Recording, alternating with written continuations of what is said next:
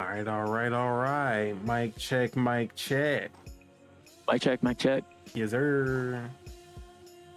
What it do, what it don't, what it is, and what it ain't. It's your boy, Don Otaku, aka Don Solo, aka Solo the Don, aka Solo D Swaggy, aka the fastest selling Nintendo shill of all time. All time. What up, Subeg? You know I had to sell my soul to get this. That's what they telling me on Twitter. But it is what it is, you already know. But of course I'm here with my co-host, Subagel, aka Subeg, aka the Green Thumb, aka the Gaming Gardener, aka what you got for me today? AKA Switch 2 Gang. Let's go. And of course, this is Project. Oh no, it's not. Of course, this is Dual-Wield Gaming Podcast. Episode. I definitely don't remember. You're on like 47, 48. It's been too long. It's been 2 weeks. 30 something. 30? We in the 30s? I think so. Yeah, we are in the 30s. I'm tripping. But yeah, it's been 2 weeks. Y'all gotta cut me some slack, bro. It's been a while. Good. But yeah, man, it was an exciting week, a crazy week. But how you been, the Bagels? What you been up to? Man, I've been good. Still just in the grind of things, school, work, writing stuff for Lognet, getting through games, same shit pretty much. All right. But we gonna. What about you? Oh yeah. Well, like last week should have been one of the best weeks, and in some ways it was, but it was definitely. I had a lot of shit going on at the same time. And my girl was hospitalized. She's okay now, but literally during the whole Summer Game Fest week, or at least the majority of it, she was in a hospital. So I was going to visit her, and it was hard to enjoy everything going on when that was happening. It got my literally the day before I got the Switch 2 release. That's when she was hospitalized, and damn, I felt guilty even trying to enjoy my Switch 2 and everything. But she's better. Everything's good. So not good. no, but yeah, man. Other than that though, I definitely have been enjoying the Switch 2, and I guess we can actually get into our impressions of that. I believe this is episode 37. It's 37, guys. But yeah, it's been out for about 6 days or so.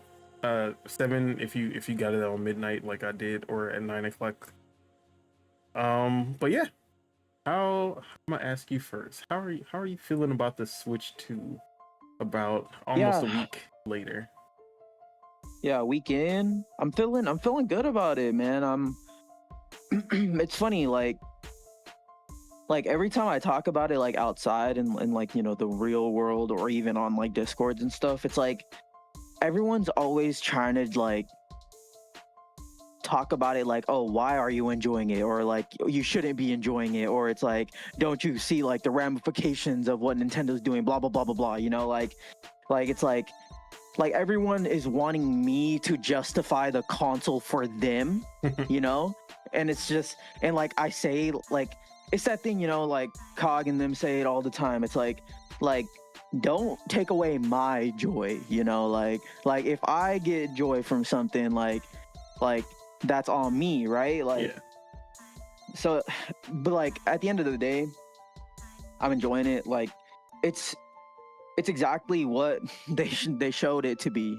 You know, there are some things that are missing, like the Pokemon stuff aren't on the GameCube NSO yet, like Pokemon XD and stuff. So Oh yeah, I'm kind of we know that's disappointed a for stuff trickle. like that. Yeah, it's gonna be a trickle, and then games like Hades 2 just not even being there at all. Like, I mean, we knew that. really? Yes. Oh, I thought it was gonna be a launch day game, and No, I'm it just was like, never a launch game. but other than that, like other than like the little things, it did crash on me once, which is Okay. weird. I actually have the error code. Let me see if I could show it on here. Wait, let me turn off my background removal. Change background. So right here I got an error code. You probably can't even really see it that well, but yeah, that it like crashed on me. But game? I mean, I just restarted the console and it was fine. Okay. Other than that though, it's been good. Yeah, so let's talk about hardware first, and then Yeah, talk about the games that you've been playing. sure. Hardware wise, yeah, man, it's incredible. Like for such a small device. Oh, actually, let me turn on my background removal again. For such a small device, it's like it's so powerful, you know, like you can put it up against even a Series S and it's like so much smaller than that, and it's outputting like something that's close to it, It's you know. towing So the line for sure. exactly, it's towing the line, you know. So it's hardware wise, you know, it's incredible. It feels premium, you know. People joke about it, but it does feel premium. It feels very similar to the Switch OLED to me in terms of build quality, like, you know, the stand, stuff like that. The Joy-Cons are great to hold, you know. With the Switch, it was a novel idea of having like the two Joy-Cons in your separate hands, like, you know, being free, but the Joy-Cons being so small, it's not really comfortable to use. But with the Switch 2, it completely changes that. Like I actually like using the Joy-Cons now, because it's super comfortable, you know, just having your hands free from each other instead of having them always like together. So that's nice. I know there's like a little bit of a battery issue going on, but I did the steps that were on Nintendo's website and my battery indicator did not change. It literally stayed the same. So I don't know what's going on with that, but hardware wise, man, it's amazing, you know. Like playing it in handheld, the games look sharp. Playing it in dock, the games look sharp. So yeah, I'm super happy with the device, man. Yeah. Same for me as far as the hardware goes. We knew exactly what it was basically going into it, and they delivered on basically everything that they said that it was supposed to be. And but there are a few things that when you actually have it in your hands, you can see it in videos and stuff, or you can hear about it in specs, but when you actually like get it in person, it hits different.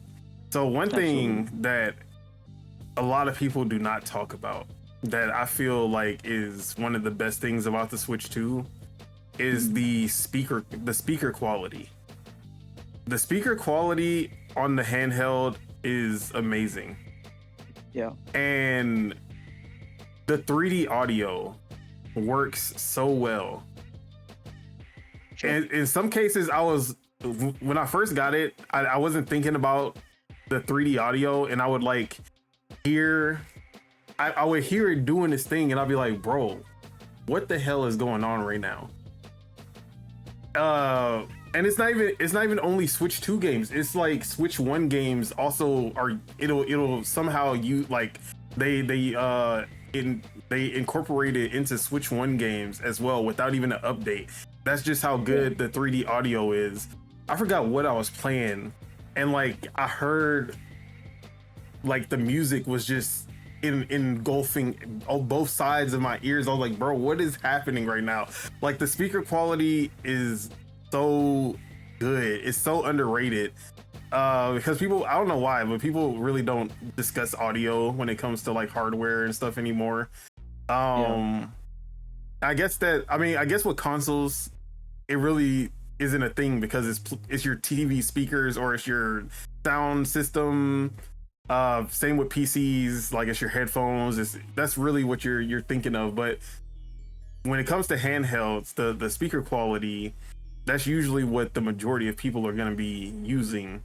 Yeah, the speakers, they are top notch. The built-in mic also works really well when game chatting. It does a really good job of filtering your game audio. So like if you're playing at max volume handheld and talking to somebody, you won't hear any of that. Like the other person will not be able to hear any of that.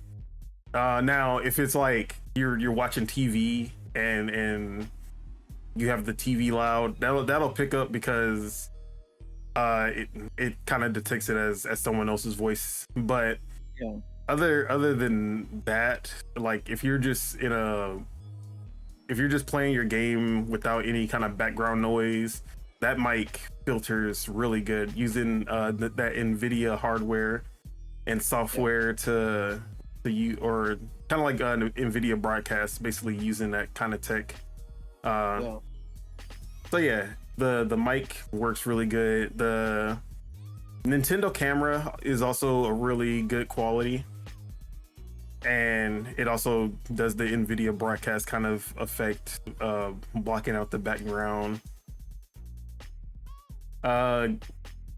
Screen sharing is exactly what it looked like when they were showing it off. It is choppy, but honestly, when you're playing your own game and you're not really like, because that's what being arcade, Robert Kellett, we were playing different games and chatting with each other, and like I would just glance over and see what he's doing, and then like, okay, like, oh, so I love that feature. Even if it's at 15 frames per second, it's still just cool to like when you're just chatting with somebody and then you're kind of like seeing what they're doing. Because I understand if you're like, oh, I want to watch, like fully invest myself watching somebody play, like watch your friend play, that will be when it's an issue. But if you're like playing your own game, or you're playing with them and you just want to kind of see like where they are in the game, it's a totally different story. You really don't need that 30 or 60 FPS for that. But yeah, what else? As far as like the actual like feel of the hardware, the sticks feel so much better. They have way more travel. They still aren't Xbox, PlayStation like full-on controller level sticks, but they're definitely closer than the Switch one was. Yeah. Snapping the Joy-Con 2s into place feels amazing. I think it actually feels better than sliding the Switch one Joy-Con on. I love just letting it kind of pull itself in. It's so satisfying, and then even taking them off is super satisfying as well. Like that little when you press the button and you get that tactile feel of it pushing off. Yeah, it feels great. I don't know if you saw, you remember when the Switch 2 was first revealed and people were like, that connector that the Joy-Con connects to, the little stick, people were like, oh, that's gonna be one of the first things to break off. I don't know if you saw that one video of the guy just destroying the Switch 2. Yeah. Yeah, I've seen it. And did you see him like trying to purposefully snap it and it just was not doing anything? It wasn't working. Yeah. So there you go, guys. The build quality is amazing. The matte feel of the console and the Joy-Cons is amazing. It just feels so premium, so good. I put a case. So I bought a case. I don't know if y'all can see, but I got a case, and it's supposed to be on the back also of the Switch, but right now I only have it on the Joy-Con. But I took it off because I hated the fact that it didn't have the same material. It was too glossy, and I was like, I'd rather just like only have it on the Joy-Cons because they got the grips, which this one is basically a carbon copy of the Genki attack vector, whatever it's called. Mm-hmm. They basically just copied that design. It's a Chinese company. I found it on Amazon for $20. Nice. But it's actually pretty. The grips themselves are really good. I just didn't like how the back plate felt. You were getting that one, the Genki, right? Yeah, well, I pre-ordered it. I don't know what's Okay. going on with the shipping, because they haven't shipped it. But yeah, I'm getting it, hopefully. So yeah. But also, I've always been 2 Joy-Con separated in each hand. Like that's always been my style, even with the Switch 1 Joy-Cons. And yes, they were small, but I still preferred the freedom of having my arms wherever I wanted. But now with the Switch 2, especially with this case on, it's perfect, bro. It feels so good. It feels way more natural. I don't have to like kind of scrunch my fingers to reach stuff anymore. Yeah. It's really good. And then even without it being an OLED or meeting HDR standards, as people pointed out, the screen is really good. Honestly, have no complaints about the screen. I've never even put it on max brightness. I feel like the screen is bright enough as is. The color reproduction is good. Obviously, the blacks are not black. That's really the only thing I can say compared to the OLED. But the color reproduction is still really good, and it's really similar to even I was putting it next to my Samsung AMOLED, and we know Samsung best displays on the market when it comes to phones. Like the color reproduction is up there for an LED. Yeah. So, you know, I like to trust my eyes, not the specs on paper. Absolutely. But yeah, the screen is beautiful. The kickstand, I've been playing a lot of using a lot of tabletop mode with the kickstand because I don't have to worry about it flopping over. And I came from OG Nintendo Switch. Literally, the Nintendo Switch I bought in 2017, March 3rd. That is the same Switch that I was using up until today. Never had an OLED. I never even got the better battery life version of the Nintendo Switch. Like I forgot what the code name was, but yeah, like the V2 model. Yeah, or the some V2 shit. model. So everything is improved. Like screen size is such a huge improvement. The screen quality is such a huge improvement. The build quality, the battery is about the same as what I had. I know obviously the V2 and the OLED models had way better battery, but compared to my OG Switch, it's about the same. I really haven't noticed much of a difference as far as the battery. I actually haven't drained my Switch 2's battery enough to know if I have that glitch with the battery indicator. Yeah. Because I usually have it charged up, and I do have like the stop at 90% setting on so that my battery can last longer. Yeah, me too. But yeah, so my hardware, or I guess just the console itself, as far as the software and the hardware. So I don't like that the clips are still only 30 seconds. Like that's the most you can do. Yeah, I was hoping that they would either let you do just freely record, or at least up the limit to something higher, at least a minute, at least 2. Like yeah. But also the quality of the clips, they're only 30 frames per second.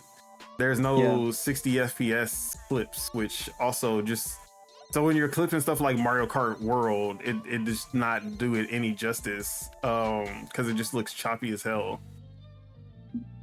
So I'm disappointed in the clips quality and screenshots. They look good, but Actually, I would say I'm disappointed in the screenshot quality too. Oh, okay, I wouldn't even, because they don't look like when I look at the screenshots and then I look at how the game looks on the screen, like they don't look similar. Like it looks worse. But another thing to note there is like you can't even change like the resolution or anything of the screenshots and the clips either. Yeah. So that sucks too. But yeah, my bad. No, you good.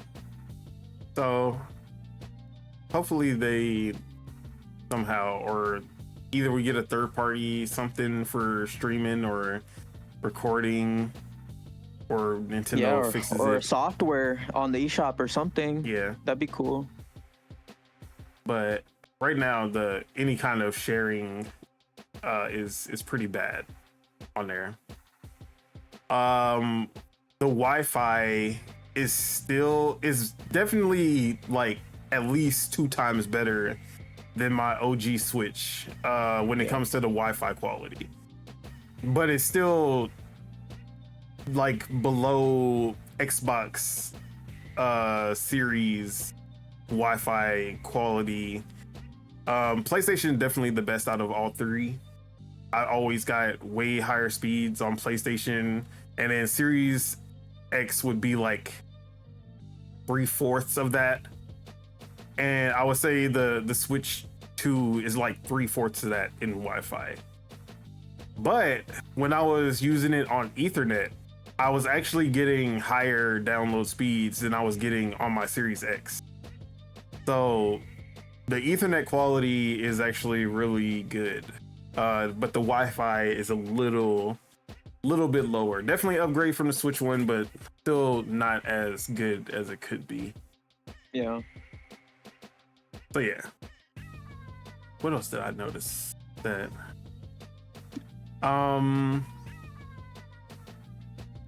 there's something else, but I can't remember.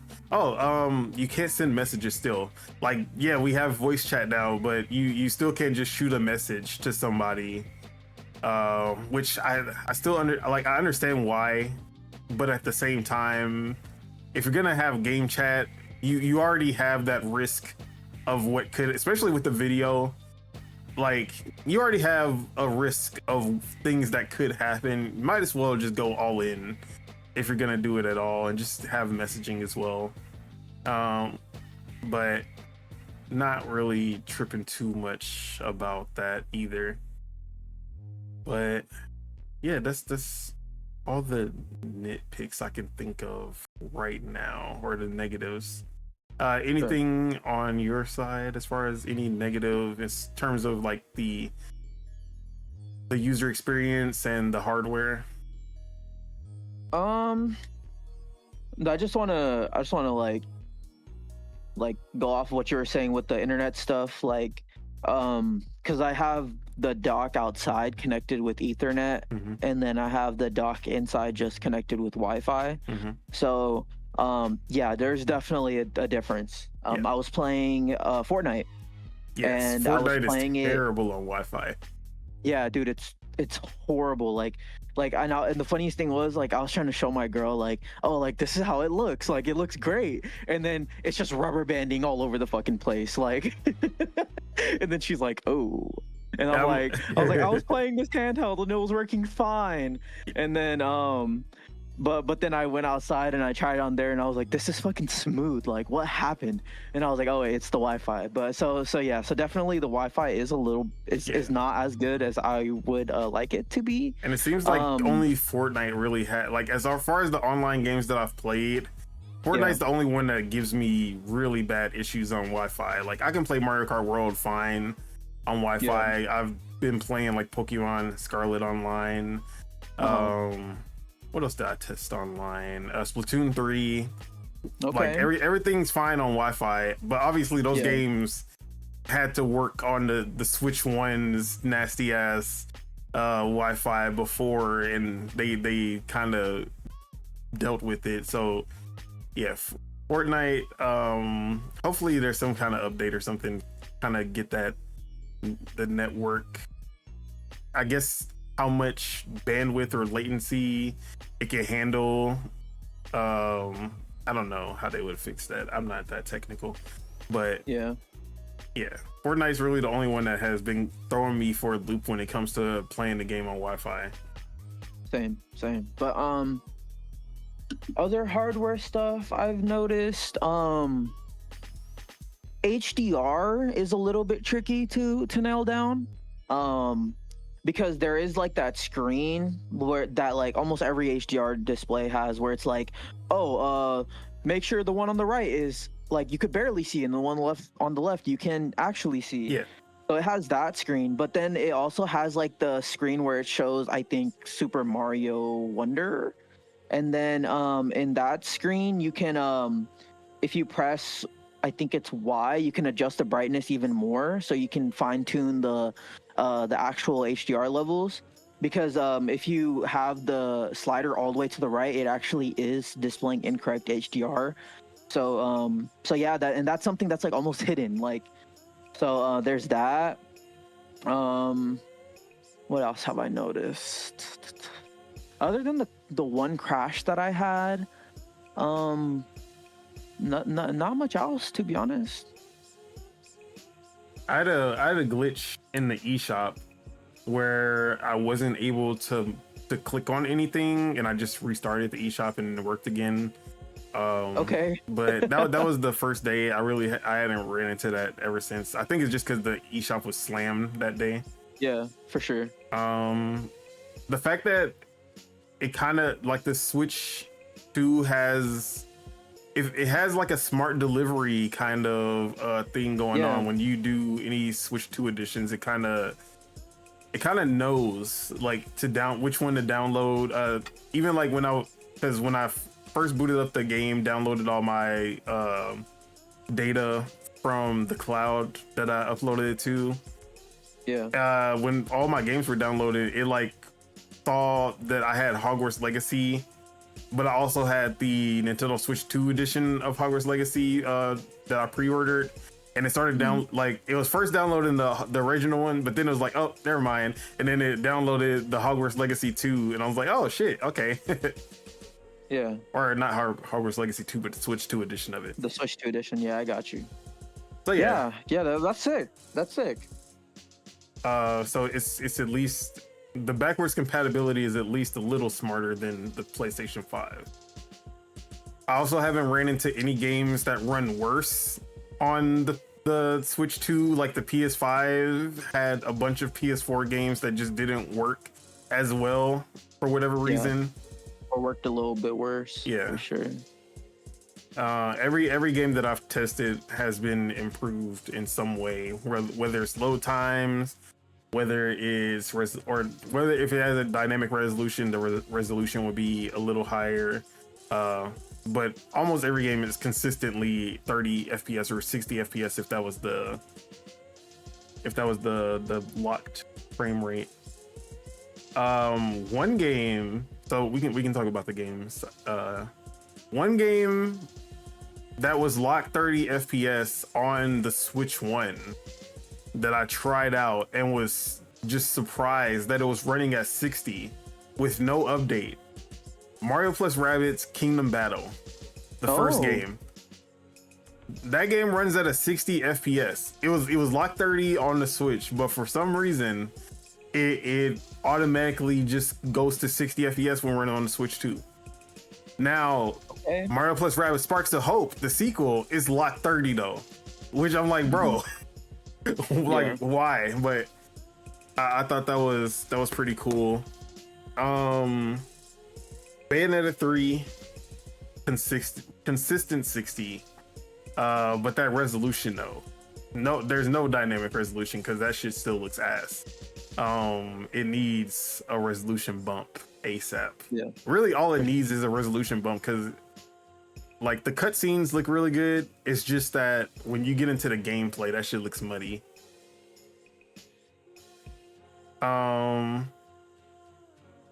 But what other Switch 1 games that Pokemon Scarlet, I've been playing, out of everything, I've been playing that game the most. Did you know that is a really good game? You know, I would have never known that if it wasn't for the Switch 2, because I bought that game at launch and I saw all the shit that was going on in that game, and I was like, yeah, I'm not playing this shit. Like, and I played through some bad, like what I would consider bad games, like bad frame rate games on the Switch, like Marvel Ultimate Alliance 3.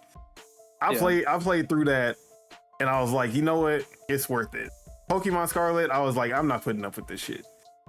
So, yeah, man, like obviously the textures are still ass, but the fact that it's just such a smooth 60 experience now, I'm just like, bro, I can actually enjoy the game. And bro, this is a really good Pokemon game. And I know people have always said this, that if you just put up with the frames and the shitty textures and the bugs, there is one of the best Pokemon games ever made lying under it. Yeah. And so far I'm already like hooked. The gameplay loop, like it really has that Breath of the Wild kind of feel to it, because you basically have 3 ultimate objectives, right? Like 3 ultimate quest lines that you're supposed to follow, but really it's just about going out, discovering the world, seeing what Pokemon are out there, what kind of random stuff that you'll find, whether it's like Terra battles, like there's all kinds of things that you'll just find just exploring the world, and it's all about that exploration, which, you know, that's like my favorite style of gameplay.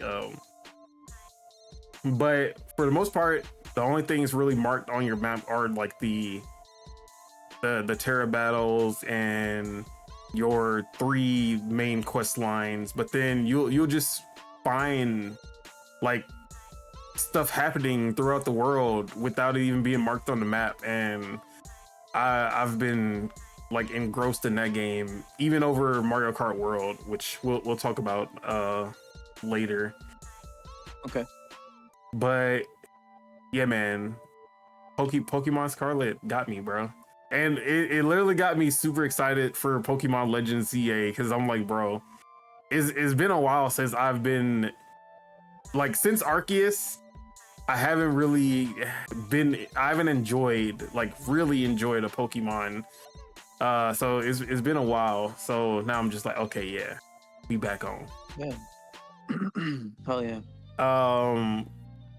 So Rune Factory Guardians of Ozma is another game that I've been putting a lot of time into. And I played it on the Switch 1, reviewed it on the Switch 1, put about 50 hours into it. And it was a very Switch 1 experience. Frame rate drops, low resolution, jaggies, all of that. And I'm like, okay, but when the Switch 2 edition comes out, that shit is gonna be fire. Like, it's already fire on the Switch 1, but when that Switch 2 version come out, that shit about to be crispy. Bro, I ain't gonna hold you. Marvelous, come to the front of the congregation, because this might be the wackest Switch 2 edition on.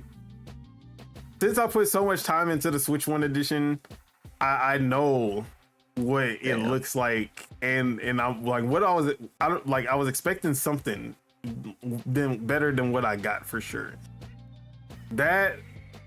So there was an issue on the Switch 1. Every time you would teleport or start the game up. Actually, no, it's the crazy thing is, it's only when you start the game up. When you first start the game up, it kind of lags at the beginning, or when you go to sleep and wake up, it lags at the beginning, like it's super choppy, but then it kind of evens out. Yeah. The Switch 2 version still does that. But not only that, it does that even when you teleport now. The Switch 1 didn't even have that issue.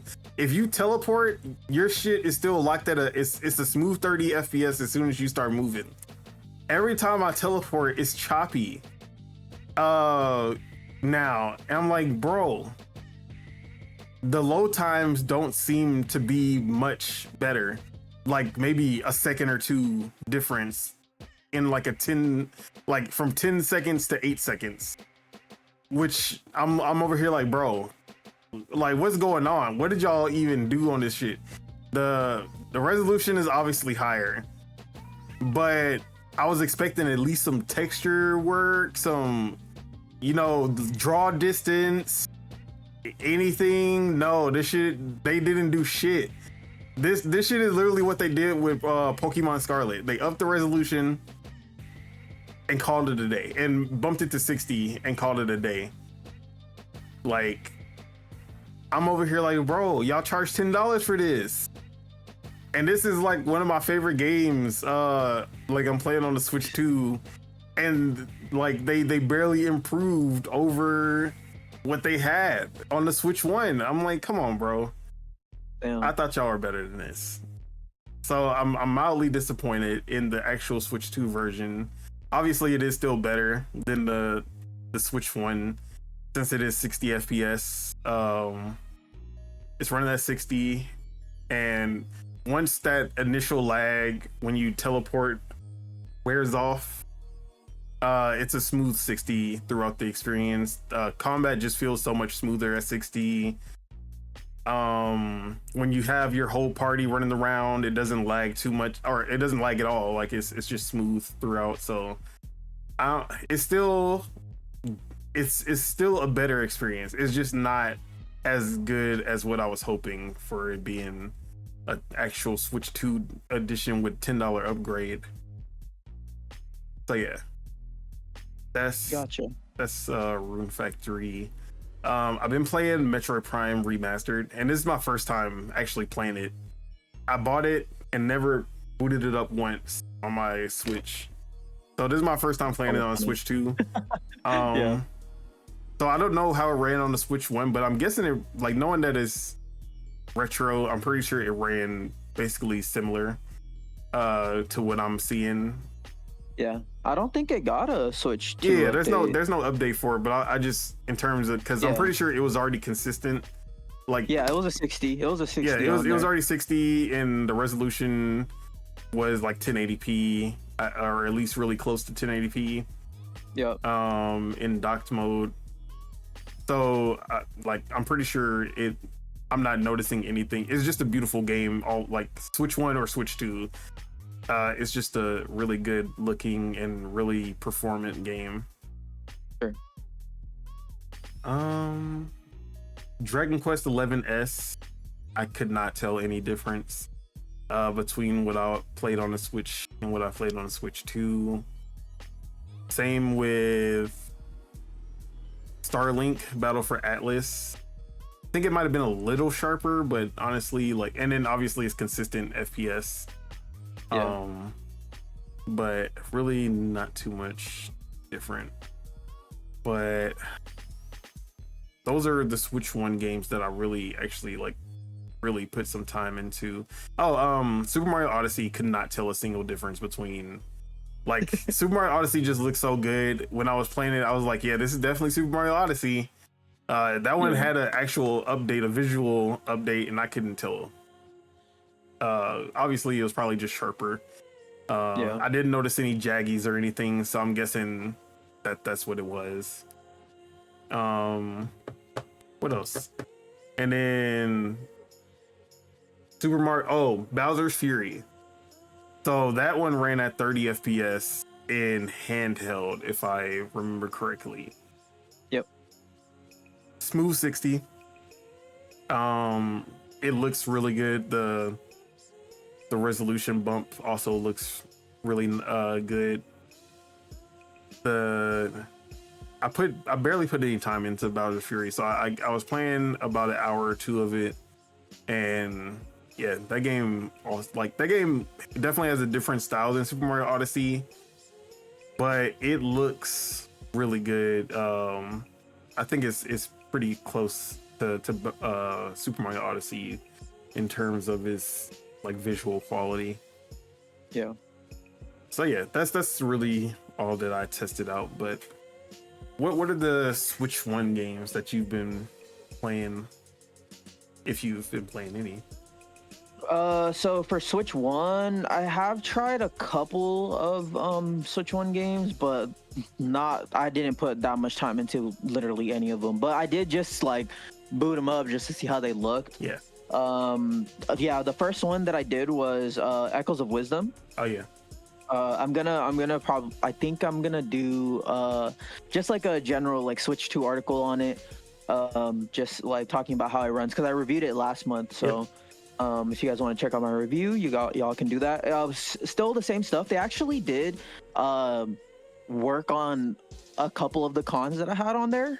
They added like a favorites list for the Echoes, which is literally like one of the two biggest cons I had was the Echoes, the list not being like easy to manage, and the fucking performance. So like the Switch 2 literally improves on the two biggest cons of the game, which is crazy. But Lock 60, super smooth. The game looks hella sharp.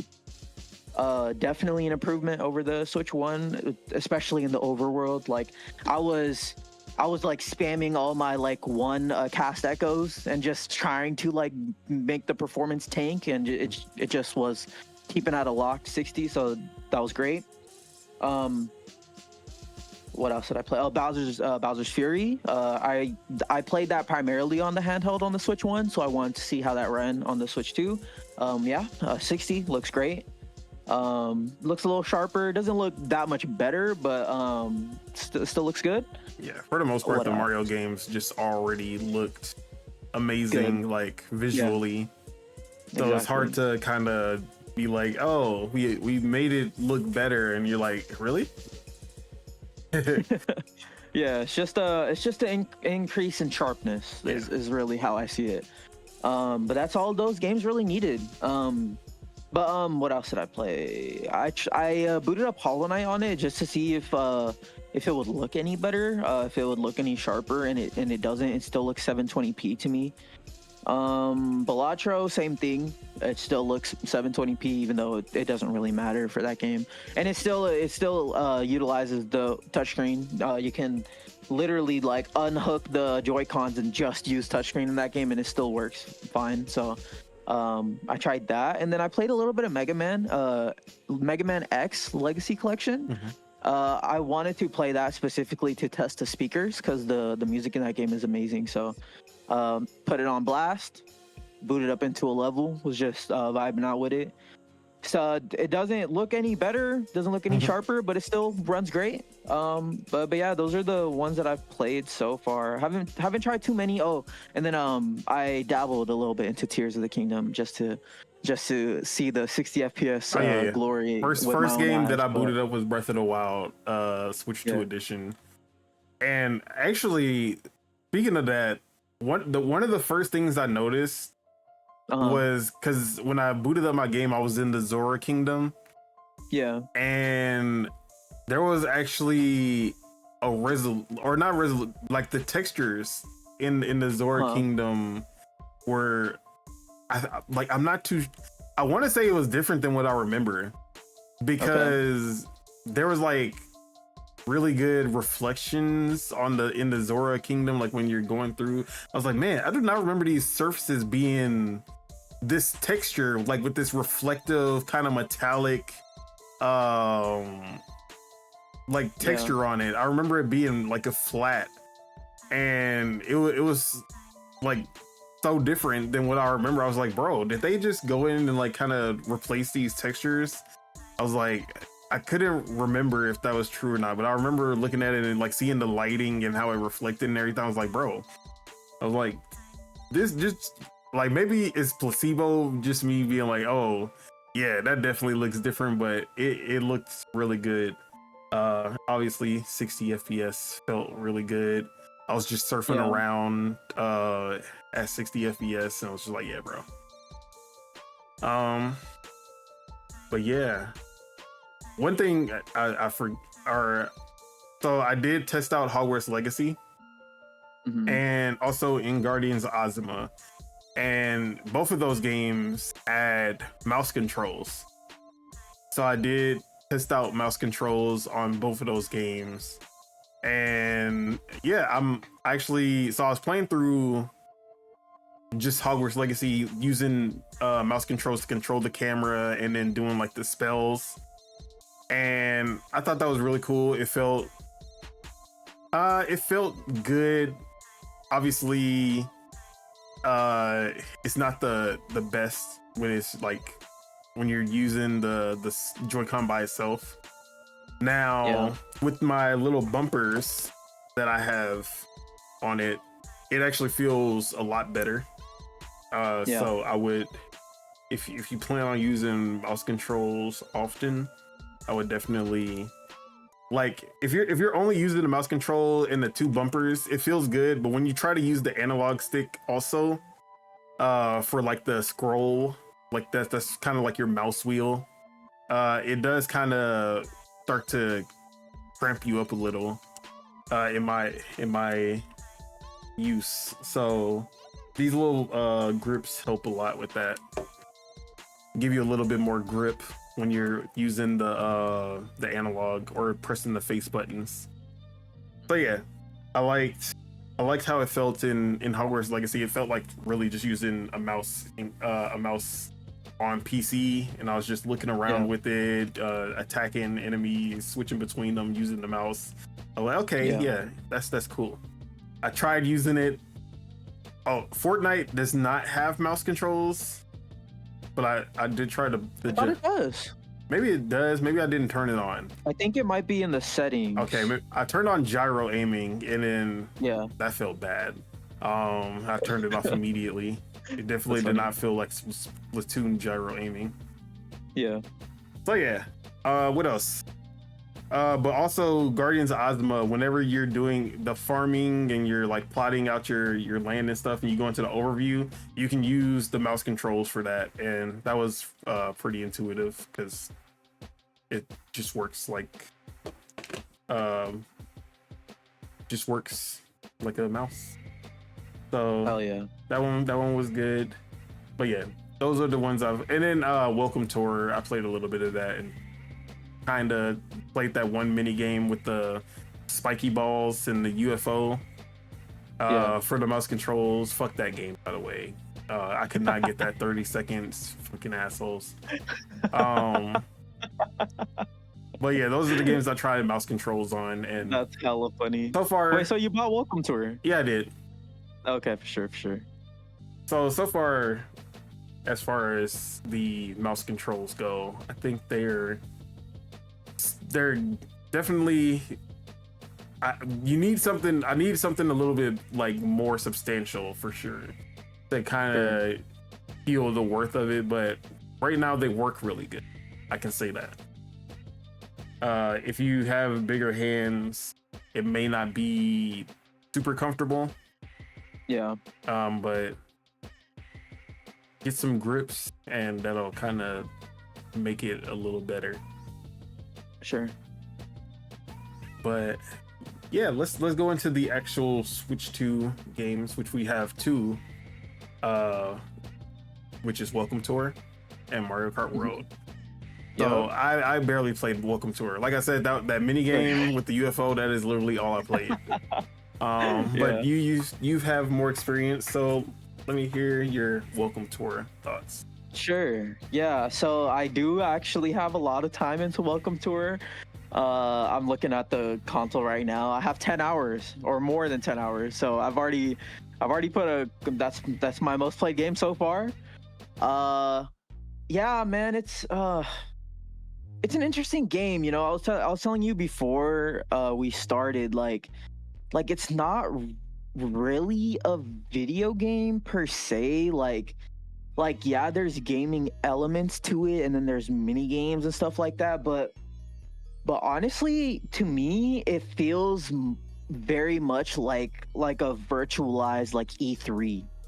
Like when I play it, that's kind of how I'm seeing it. Like instead of like actually going to an E3 and like sitting down at all these different booths, it's like they virtualized it and they did it like that way. So in that sense, like, yeah, it's not really a game to me, bro. It's more of like an experience, I guess. But for Welcome Tour itself, it has has like 4 different ways that you interact with it. So to progress through the game, you have to collect stamps. So you start off right when you boot the game, you start off on the right Joy-Con, I believe, or the left Joy-Con, one of them. But you like walk around on the controller, and then you like go to each like you go to the stick, and then that will collect the stamp for the stick. Then you go to the buttons, and then it'll collect the stamp for the button. So that's how you progress. You collect all the stamps. You don't even have to do the mini games or the quizzes or the tech demos to progress. All you have to do is collect all the stamps. So that's the first aspect of it. But there obviously is others. Like there's the tech demos. There's the mini games. The tech demos and mini games are probably like where you're gonna find the most enjoyment in the game, in my opinion. Because collecting the stamps is kind of boring, and then doing the quizzes is kind of boring. Yeah. But I'm actually liking the mini games and the tech demos, because if I'm looking through it in a lens of like someone that wasn't keeping up with all the rumors and stuff with the console, that stuff is super intriguing. And like seeing like the way that they describe like what they're doing, like with the DLSS or the HD Rumble, or you know, even the HDR and stuff like that, the mouse modes, like seeing the way that they're like showcasing how to use that, it's really cool. In that sense, it is a little bit like Astro's Playroom. Like it is a tech demo for the console itself, seeing like what the console is capable of. But just less fun. So yes. Yeah, so it's not bad, honestly. Like I went into it thinking like I wasn't gonna like it. Like I went into it thinking like it was gonna be like homework, which the quizzes are like homework for sure. I look at it as like, you remember, or I shouldn't say you remember, but I don't know if you youngins still have Funbrain, funbrain.com, which were like these educational games. That's like, it's like, oh, I'm in school and I get to play some games, but obviously they're not anywhere as good as any of the games that I would actually play at home. But in this environment, this is definitely fun to play. Yeah, exactly. Like it's fun just seeing like the mini games and the different stuff that they put into the console, and like even with the insights, which are the quizzes, like seeing like how they describe the ingenuity that went into the console. Like you could tell that there's a sense of pride that they have with it, you know, like they're very proud of like being able to say like, oh, this console can output in 4K, and it has 120 and all that, HDR and all that stuff. Like, and I think like it was Jensen, the CEO of NVIDIA. Mm-hmm. I think he was the one that said like they put like millions of man hours into developing the Switch 2 or something like that. So like they put so much like time and effort and thought into it. Like it really does show when you're going through the welcome tour stuff, like seeing all the little insights and stuff. So like in that sense, like I'm actually enjoying it, you know. And some of the mini games are definitely like tough. Like they're not just like, oh, you do them and you move on. Like like you can spend like quite a bit of time trying to get all the badges in the mini game. So yeah, man, I don't want to say it's like good or great or anything, but I will say like I'm actually enjoying my time with it. I'm loving their insights, you know, seeing like in one of them they're showing how like the screen is the highest resolution screen that they've put in any handheld, and they literally have every single handheld that they've made. And so it's like you get to see the history, and like you get to learn if you didn't know the history. So it's in that sense it's cool, you know. So yeah, I'm almost done with it. I'm on the camera part of it, so I think I'm pretty much almost done. So yeah, 10 hours. I would say it's worth $10. If you think about like all the other stuff that they've done, like for the Wii U they had Nintendo Land. Very similar in a sense, like how it's a showcase for the system. I would say Nintendo Land was a better game 100%. than Welcome Tour. 100 times better. But But nothing beats Wii Sports though. I'll say Wii Sports is the best. But yeah, I'm enjoying it, man. I'm enjoying it. They should have made it a pack in my opinion, because the stuff that like you learn is actually cool, especially for someone that hasn't been keeping up with like all the intricacies with the console. But yeah, that's welcome to her. At the end of the day, I still feel like it should have been a pack in, no matter how Of course. good or bad it is. It should have been a pack in. Absolutely. No, I'm with you. Yeah.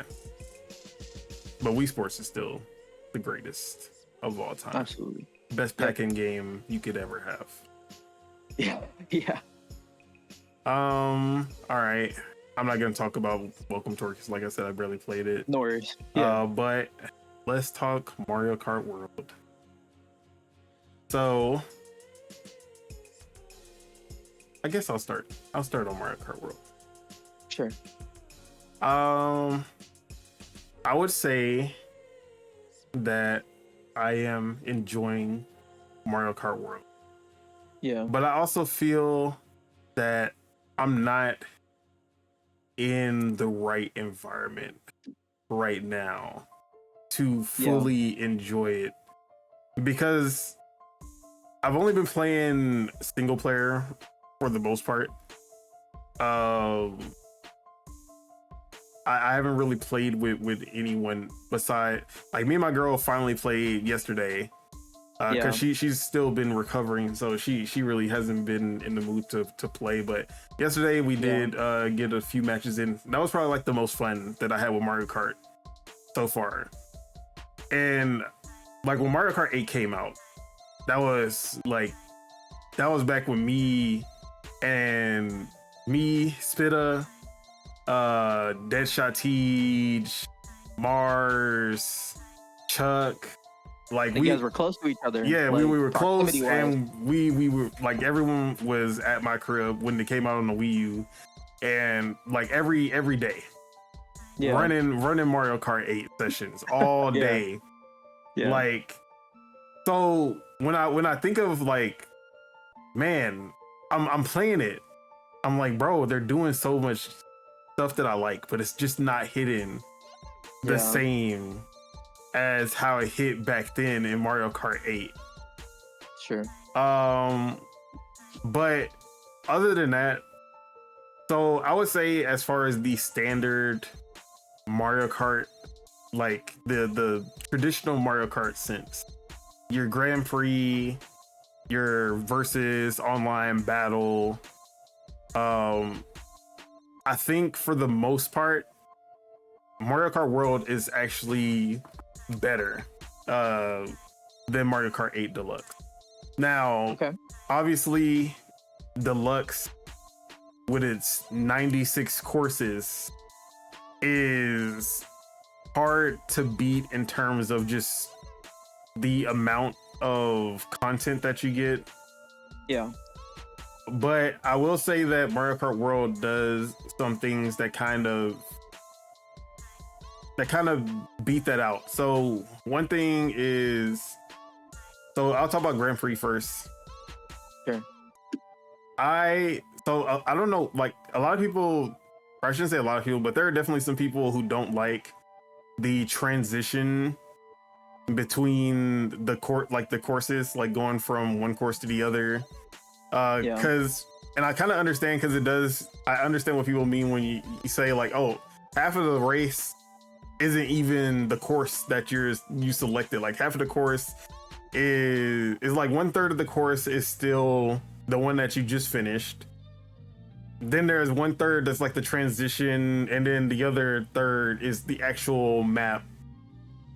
But I actually like that a lot. Because one thing that really pulls it all together is the music. Yeah. And I love how the music kind of transitions. Like so let's say like you're leaving the Ice Kingdom and you got like the Ice Kingdom music going, and then you're like ramping up. Like it's starting to like ramp up when you're doing the transition, and then it just seamlessly goes in. Like once you get to where the other map starts, it just seamlessly transitions to that course's music. I'm like, and it hits so different when it does. It really, like, I love how they bring it together when they do that. So I love that part of it, but also Grand Prix itself, I'm just gonna talk about Grand Prix first. Grand Prix itself, I think, is still, like, even with that, I think it does a really good job. So far I've done 6 out of 8, if I'm remembering, of the cups. The AI is definitely a lot harder than they are in Mario Kart 8 Deluxe. But also I feel like gameplay wise, the skill ceiling in Mario Kart World is probably like twice as high as Mario Kart 8 Deluxe. Yeah. And that is because of the jump and grind and wall riding mechanics. And really the open nature of the maps in general, because you can create some shortcuts that you would never be able to pull off in any other Mario Kart because of what you can do with those jumps and wall riding. Like, I don't know if you saw the video of, like, there's this one where you kind of drive off the cliff and then you, like, barely, if you tap this structure and do a jump off of it and then wall ride to the wall that's on the side of you, you can kind of skip like half of the map. But you like, the trying to pull it off is like, you have to practice the shit out of it to be able to just pull that off at any given moment in a race. So like there are a bunch of different things like that. But also, okay, I am a little disappointed because, you know, when we saw the trailer, the direct trailer for Mario Kart World, they were like, oh, it's open world, you can go anywhere. And I was like, oh, and like they're showing off the Grand Prix, and it's like, yeah, the open world is a part of the races, and you can go anywhere in the map. Like, you really can't though. Like, you can, but not in a way that actually works in your favor during the race. It still feels like a Mario Kart 8 course, in the sense that if you go off course, like if you go off the road, you slow down. So they're punishing you for going off the road unless you have boosts. And there's no varying path that's gonna lead you to the finish line faster. There are definitely like shortcuts that are predetermined, just like any other Mario Kart. I don't feel like there is like these. So when I was thinking like open world, you know, Yoshi's Island from Mario Kart 64, where it had all of these branching paths, and one of them is like the fastest one, but it's usually the most dangerous. And then like the other ones, there are some easy ones that, you know, like they have all of these branching paths, but it all leads to the same. That's what I was thinking. Like every map was gonna be that, right? But it's not. Like it's still just the same kind of course. It's wider. There, like I said before, there are some maps that do have these, like, if you're really like good and you know how to do the wall riding and grinding and everything, you might be able to pull off something that can like skip half the map or something like that. But not every map feels like. So I feel like they overhyped the actual open world element inside of the races.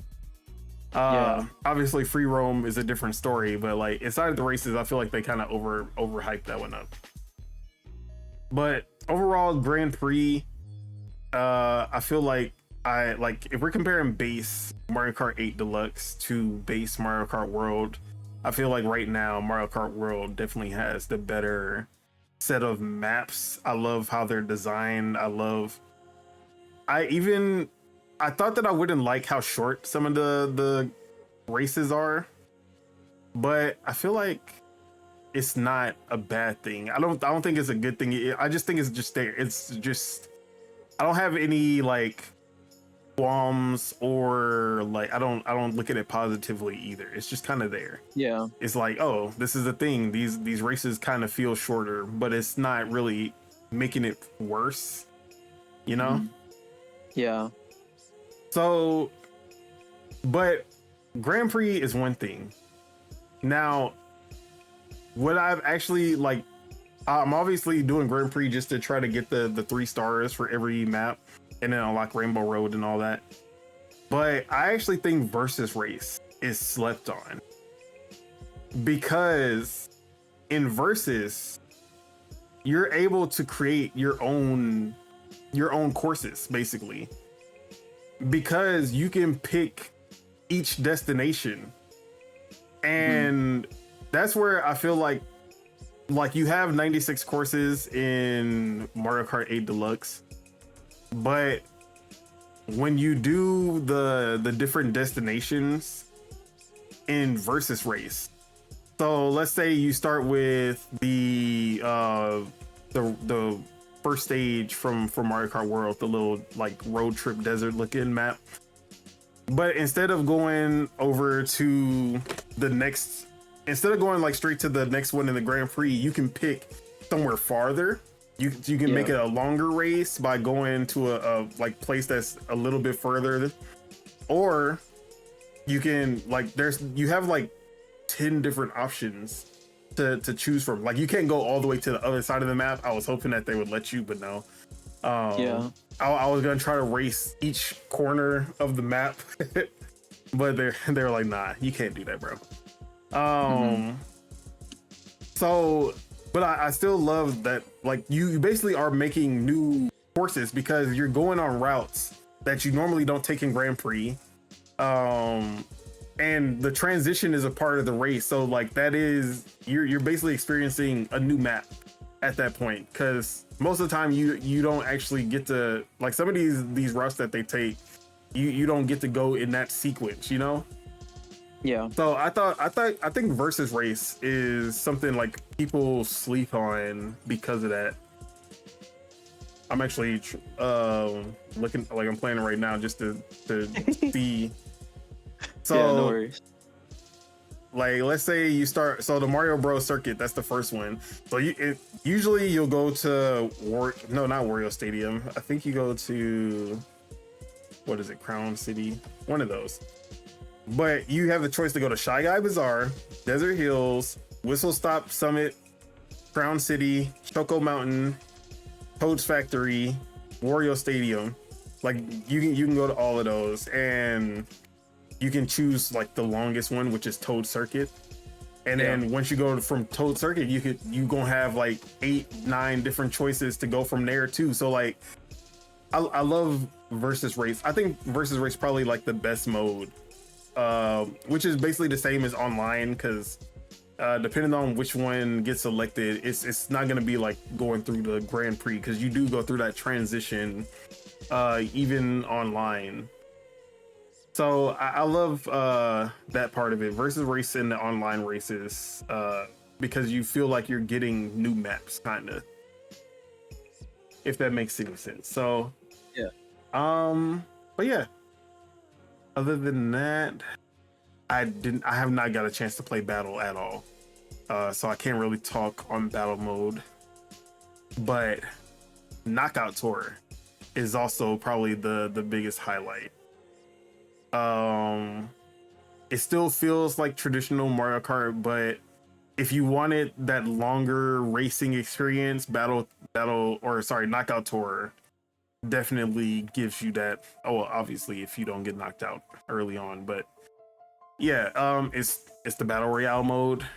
It's a lot like Stampede or some of these other kind of battle royale kart racers that have come out. But it just works. It works really well. It's really fun. It's super competitive, especially online. That shit gets so competitive online, bro. I feel like we're always just clustered together when we're trying to reach I love that they take the numbers away. So you're like, bro, did I make it? Did I make it? You're like, but yeah, Knockout Tour is super intense. I love it.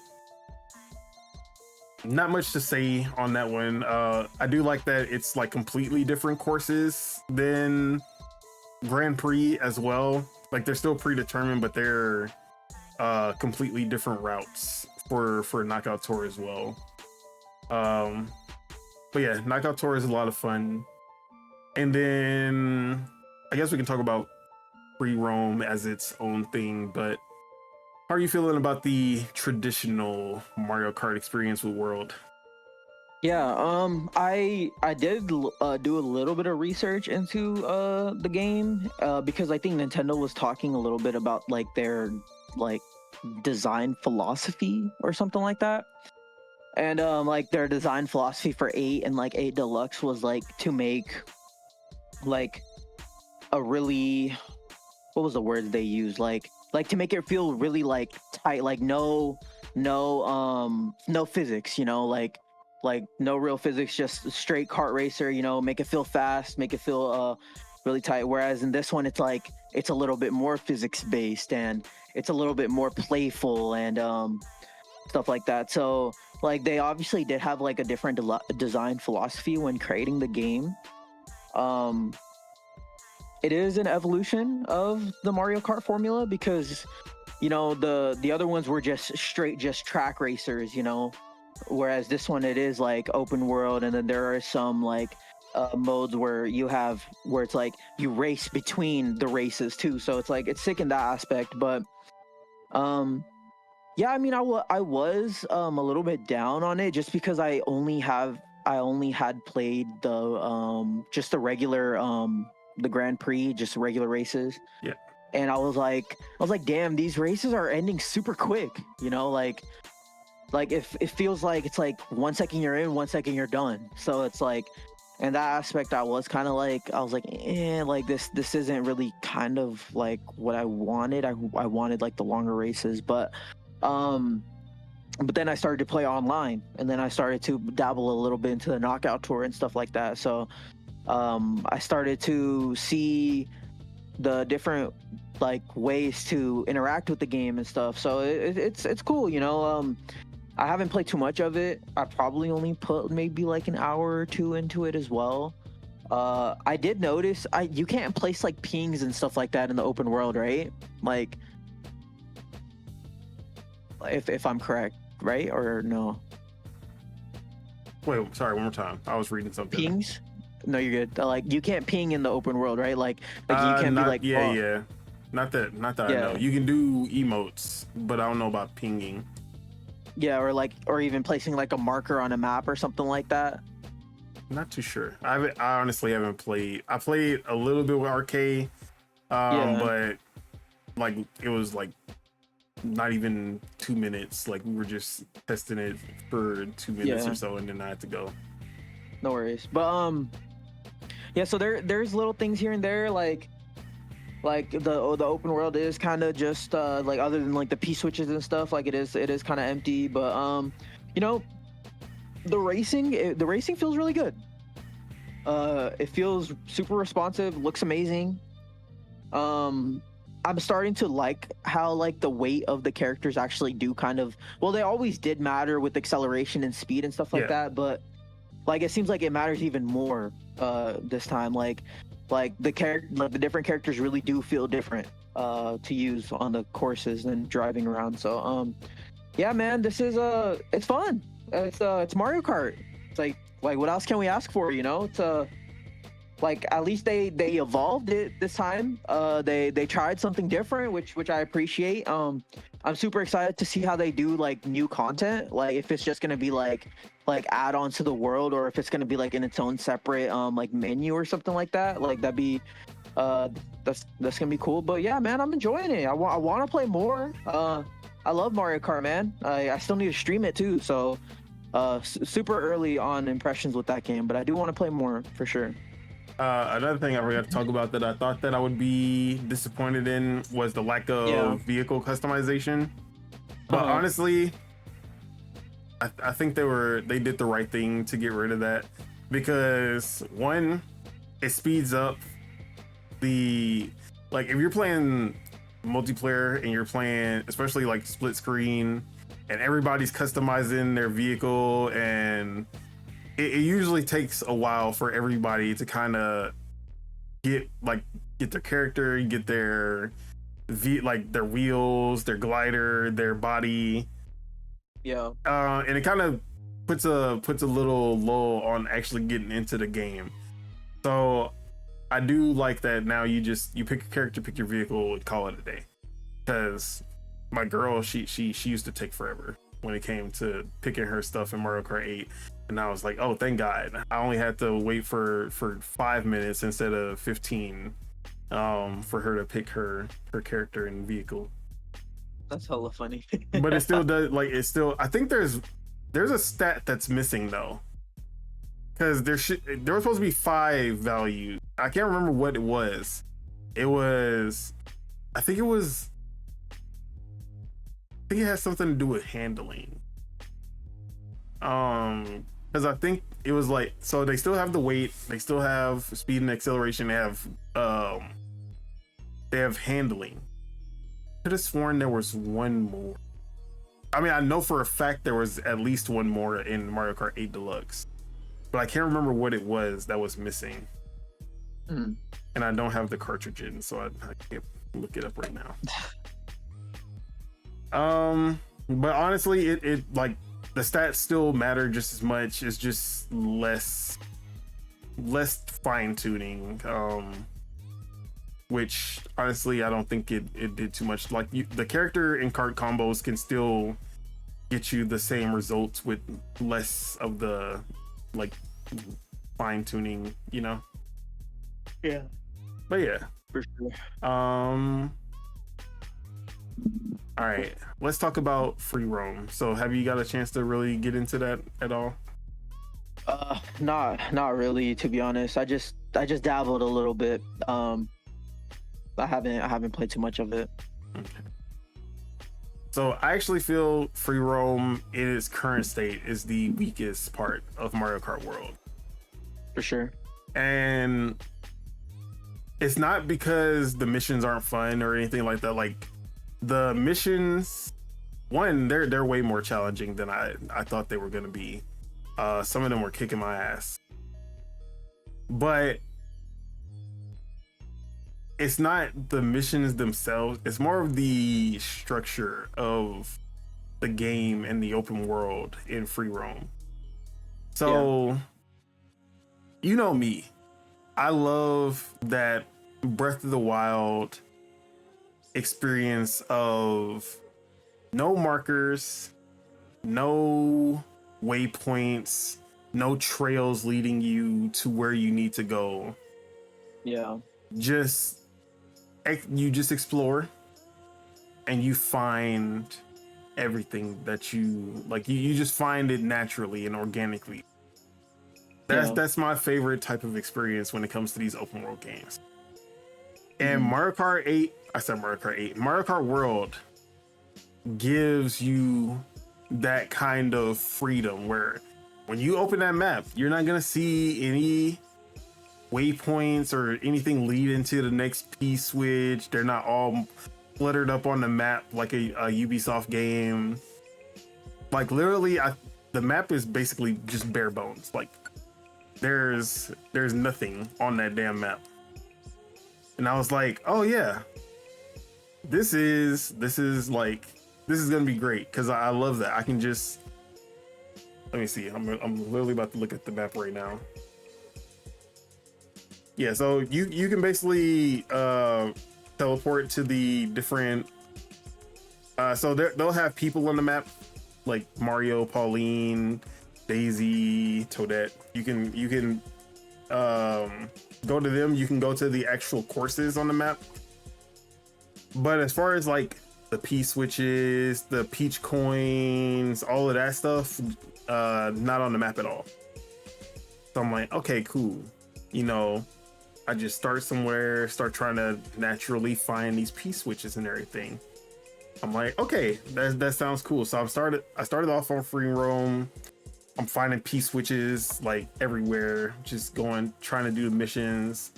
I'm like, okay, yeah, this is exactly what I thought it was gonna be. Like, this is fun, and I'm finding P-switches almost everywhere. There's a ton of them. I'm finding peach coins. I've not found the hidden like panels, the question mark panels. I have not found a single one of those yet. But I'm over here like, okay, so I'm trying to clear out this specific area that I'm in, right? Yeah. Just to make sure I get all the P-switches in this side of this site that I'm on. How do I know where I have hit a P-switch? Because they don't show up on the map once you hit them. There's no indicator as to where you hit the P-switch, or like it. That's really what it comes down to. It's a little too bare bones when it comes to like the map. Now I don't want them to start putting P-switches on the map or anything. Like, I don't want all of the P-switches to just be there and you just gotta find it, or you just drive to it and do them. But at the same time, I want to know where I've done P-switches, and so I can, or like how per area, like if like block off each area and be like, okay, there are still 2 P-switches in this area. You need like find these last 2 P-switches here in the Mario Bros circuit area, or in the Bowser's castle area. You know, there's no kind of, I don't even know how many P-switches are in the game. I know I can look it up, but it's like there's 0 direction whatsoever in this game in free roam. Like, I understand having a sense of freedom and just kind of organically finding them, but I also need some kind of structure, some kind of direction. Like, that's like Breath of the Wild. You know how many, like, how many shrines, how many, or I guess you kind of find out about Koroks later, but it's really more about like, you know how to find the shrines, and how many are left that you need to complete. And it's like, but also you have that kind of story structure to kind of to bring you, as like you're doing a story and you'll kind of come across a shrine. You're like, oh, let me just do this while I'm in the middle of this quest I'm already doing. Since there are no quests or anything, it's really just like you're driving around aimlessly until you find a P-switch, you know? Yeah. There's really nothing here to drive you, like, and I was comparing it to like a Forza Horizon 5, where I honestly found like it's on the other side of Forza Horizon 5, where Forza Horizon 5 is too cluttered, right? They put everything on the map for you. It's just cluttered with a shit ton of icons and quests, and you got like these dumbass people talking in your ear, talking about, yeah, party and all this bullshit that they be on Forza Horizon. I'm like, I hate that. But I feel like but I still am enjoying Forza Horizon 5 more because there's some kind of structure there that's kind of keeping me going. Even though I find the quests and the people annoying as hell, there's some kind of structure here. Now, this Mario Kart World is on the other side of that spectrum. No structure whatsoever, and I hate that. I think I hate that even more.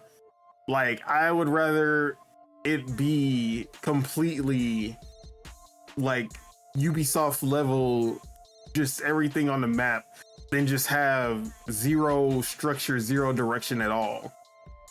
You know? Mm-hmm. So that's where I'm at with Mario Kart World right now. I'm hoping that they make some adjustments where they can kind of add, at least on the map, where you've been, how many are in this area, type of thing. That's really my only criticism of open, like the free roam. Yeah. But it's kind of like stopping me from wanting to play the free roam for long periods.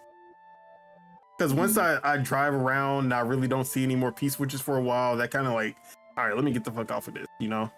Yeah, exactly. So that's where I'm at with the free roam. Okay. But yeah, did you have any experiences with the free roam at all, or? No? Yeah, not many, not enough to comment on it, to be honest. Okay. But I feel you though. I feel you. Yeah, they should definitely put like a tally or a marker or something to show how much stuff that you've done. Just so you're not just like mindlessly like wandering around, you know? Yeah. Also, there's some P-switches that I hit, and I was trying to do the thing like 20 times and gave up on it. Yeah. And I don't know how to find that one again, because there's no way to know. Like I'll just have to come across it randomly at some point again. So yeah, there needs to be a little structure in it, in my opinion. But I think that's our Switch 2 discussion. Like, is there anything you can think of, or no, that we didn't catch? Other than it's exactly what they marketed it as, in my opinion. Like, they didn't really trick us, you know. They just showed what the device was, and they showed the games, and you know, we're gonna have great cadence of releases going forward. So yeah, man, I'm super happy with it. I thought we were supposed to feel bad that we're enjoying this. Don't you feel bad that you buying this Switch 2 and Mario Kart World, you are the reason that the Outer Worlds 2 is $80? Only that's hella funny. That's your fault. Remember that. I want you to remember that, Subeg. You caused this. But anyways, that's hella funny. So yeah, I'm gonna have to bath them real quick. Yeah, right? you get. So, Lords of Gaming, we're gonna have a joint review of Mario Kart World coming soon, within the next week. So make sure you guys stay tuned in for that, and also our final review of the Nintendo Switch 2 as well will be on Lognet. So make sure you guys check that out. But what else have I been playing that is not Switch 2 related? I have literally only played one game not on the Switch 2 since the Switch 2 was launched, and that is Dispatch. The demo for Dispatch dropped, and this is one of my most anticipated games. As one, I just love the art style of this game, but also from the moment they showed the trailer, I could already tell that the writing in this game was really on point with what I like. It felt natural and human. It didn't feel like forced, scripted kind of writing. All the characters just felt real. And basically what this game is it's a telltale like experience, choice and consequence driven, narrative focused, and you are a former superhero who basically retired after your suit got destroyed in battle. You're a human that had a mechanized suit that was your superpower, but it was destroyed in battle and you kind of retired. But now you got a job at the SDN where you are a dispatcher for a superhero team of misfits. This is the Suicide Squad. Maybe not as bad as Suicide Squad, because they're not criminals. They're just miscreants. They're the lowest on the totem as far as like they're the problem children of the bunch, you know. So you're a part, like you're in charge of being the dispatcher for this team, and you kind of get to know them. Like, so it kind of goes between the Telltale like narrative experience where you're kind of making choices as you go through these cutscenes, and they do the he'll remember that type of thing that you know from all of the Telltale like games.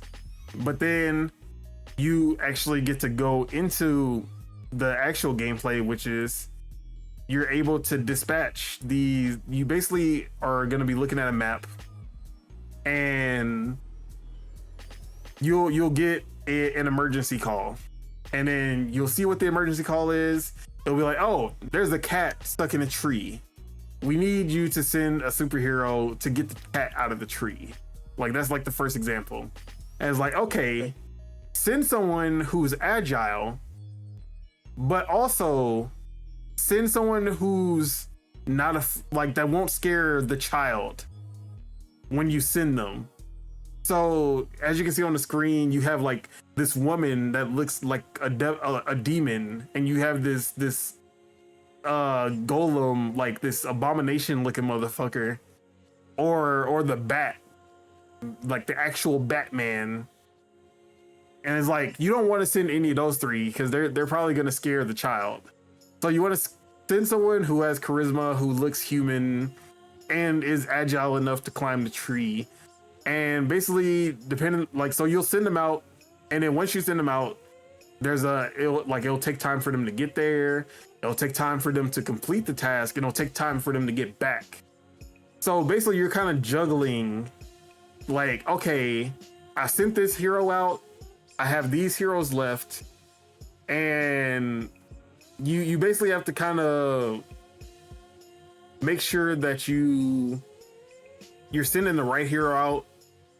But also, when another task comes up, sometimes the hero that's really the best for the job is already out, and there's really nothing you can do. Like, you're like, damn, okay, who is my second best, or like who for who I have available, who's like the best that I can put out here. And it actually gets, like, the first time I played it, because I played this demo twice. The first time I did terrible. When I say that we were failing everything that was thrown at us, like, yeah, it was not working out. I was the worst dispatcher in the world. But then I played it again after I got my footing, and I was like, okay, we only failed one mission. And honestly, it wasn't even like a life or death or kind of dangerous situation. It was like more of an appearance type of one. So some of the requests that you'll get, they'll be like, oh, they're cutting a ribbon down at City Hall, and they need somebody like who will make the city, like, who will make them look good, someone charismatic. And there's this superhero girl called Prism. She's literally like a pop star and a superhero. So it's like, yeah, you want to send her out there because she's the most charismatic. And then sometimes they'll actually have team. You have to do like a team up, and you have to send multiple. And you basically try to balance out their stats for the situation. And there will be ones where there are choices. So it's like, oh, you'll have a choice, like, oh, there's a fight that broke out in a bar, and y'all need to break it up. And they'll be like, okay, so there are two heroes who both have been named Fight Man, and they're fighting to see who gets to keep the name Fight Man. And it's like, are you gonna resolve this peacefully by like talking it out with them? Are you gonna like make suggestions of like cool names for them? Are you gonna make suggestions for stupid names for them? Or are you gonna like, maybe you suggest that they become a dynamic duo? And then, or if you have a certain character, which would be Prism, if Prism is there'll be times where it's like, oh, if you have this hero here, you get this specific option that only this hero can do. So the first time I didn't have Prism in that moment where they were fighting over the name. So I was locked out of one of the options. So I tried to suggest some good names for them. They didn't like the names, and then they destroyed the bar. But then the second time I played through, I had Prism, and she was able to like give them a makeover, and she suggested, like, it was like an automatic win basically, because she's like charismatic enough that she was like, okay, your name's gonna be Saber, your name's gonna be the Bruiser, and here's your, like, I'm gonna give you a makeover so both of y'all can look the part, and then everybody's happy. Like, so this game is like such a me game. Like, it has the, like, it seems like there's definitely something deeper in the story. I just love like the dialogue and writing. All the characters have like really, I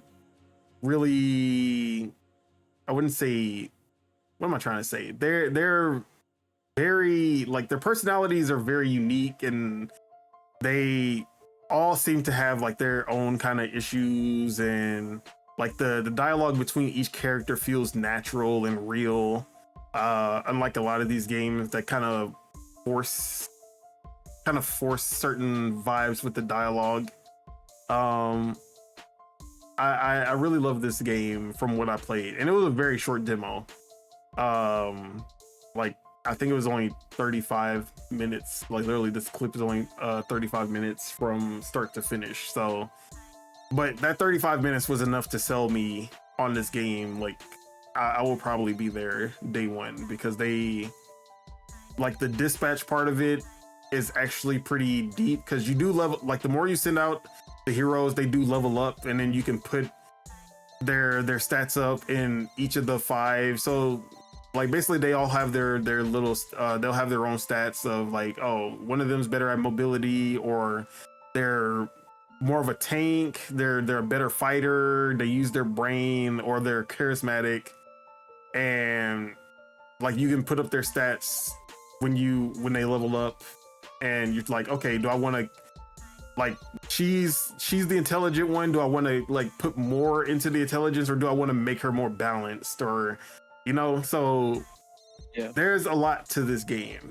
Like, I feel like if you're here for I feel like if you just want that Telltale experience, then it's definitely, like, they're doing a really good job of that. And it's former Telltale employees as well.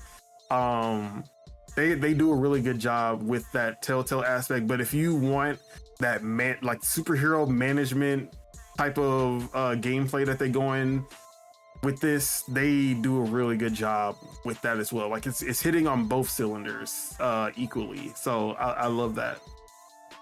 But that is Dispatch. That is literally the only non-Switch 2 game that I've played in the last 2-3 weeks or so. So yeah. Subegos, what have you been playing? What have I been playing, bro? Honestly, outside of Welcome Tour, I tried the Ninja Gaiden Ragebound demo that was on Steam. I got to, well, so far as I know, because I haven't beaten it yet, but I'm on the 4th level. But I think in the game it's actually like 3-4. Mm-hmm. So they're skipping. So they're like, you're playing like level 1 and level 2 of World 1, and then you're skipping to like level 3 or World 3, and then you're playing level 1 and then level 4 in World 3. So it's like you're getting a little taste of it. But yeah, man, this bro, this game is fucking sick. We're still gonna do our 7 games, right? Yep. Yeah. So I'll save that. But so yeah, the game is amazing. Like, I'm playing it. The music, dude, the music's incredible, bro. Like even in just a trailer that was in the state of play, it's only like a minute or 2 long, but even in there, the music is just crazy, and like the art style, the pixel art, it's such a gorgeous and like fluid game. But I don't, because I've never played the Ninja Gaiden a side scroller. The only ones I've ever played are the 3D ones. So bro, I don't know if this is a mechanic in those old ones, but in this one, it's like you can jump off of projectiles and enemies. Like, and that's also a mechanic that's in like the Ori games somewhat. And then Shovel Knight also has that, stuff like that, where like you can jump off the enemies, but it makes it sick. So it's like you can do like a combo on the ground and then jump off of them, hit someone in the air, and then like jump off of them. It's crazy, man. Like, it's sick. I'm loving it. So I played a little bit of that. Final Fantasy 16. that got shadow dropped at the Xbox showcase. I gave away my copy of 16 to my homie.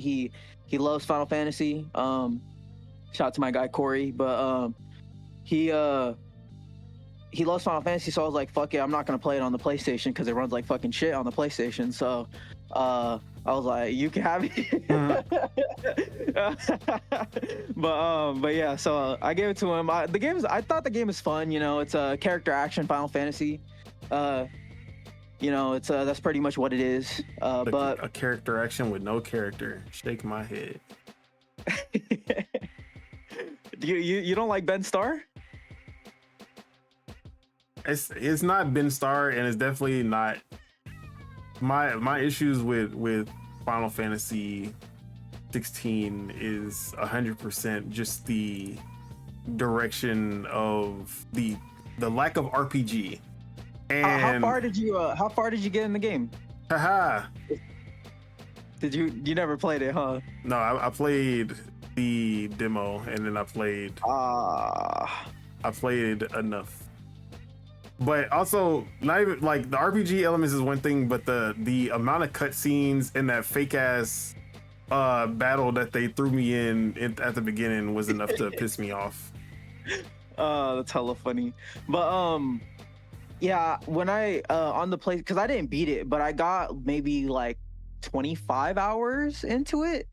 But I was doing all the side quests for no reason, because there's some side quests that are like actually important, and those are marked. They're marked with like a green plus sign or something like that, if I recall.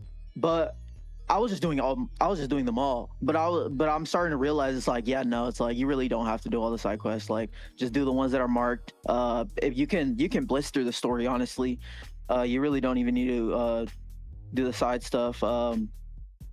But what the cool thing is that with the Xbox, you can play it on the PC and the Xbox. So I've been PC and my Xbox. I've been dabbling with that too. On the Xbox, I will say, because I haven't watched Digital Foundry's video yet on it, but I've seen like clips. But just based off of my eyes, it does run at a lower resolution. Like, at least, I don't know if it's a lower base resolution. I think it is just all like 720p even on the PS5, and then it upscales it. And sometimes it might get higher, but for the most part, it is just 720p. But it's a lock 60 though on the Xbox, so it's like it's a little bit lower resolution, but it's like fluid. Like you don't have to play the 30 FPS mode. Which was like the default on the PS5 version. Like, even the developers were like, yeah, play the quality mode. But their developers are funny, man. Like, they even said, like, I think in a press release they said something like only the PS5 can handle the combat system or some shit like that.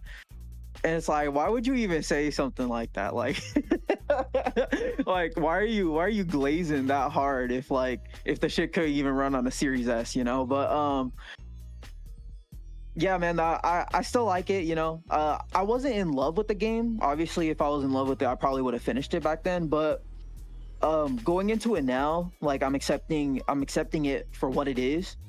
Like, even though I knew the character action designer or whatever from DMC5 went over, like, even then, it's like I still wasn't expecting what I got, you know. Like, it's more like God of War paced, I guess. I don't know, but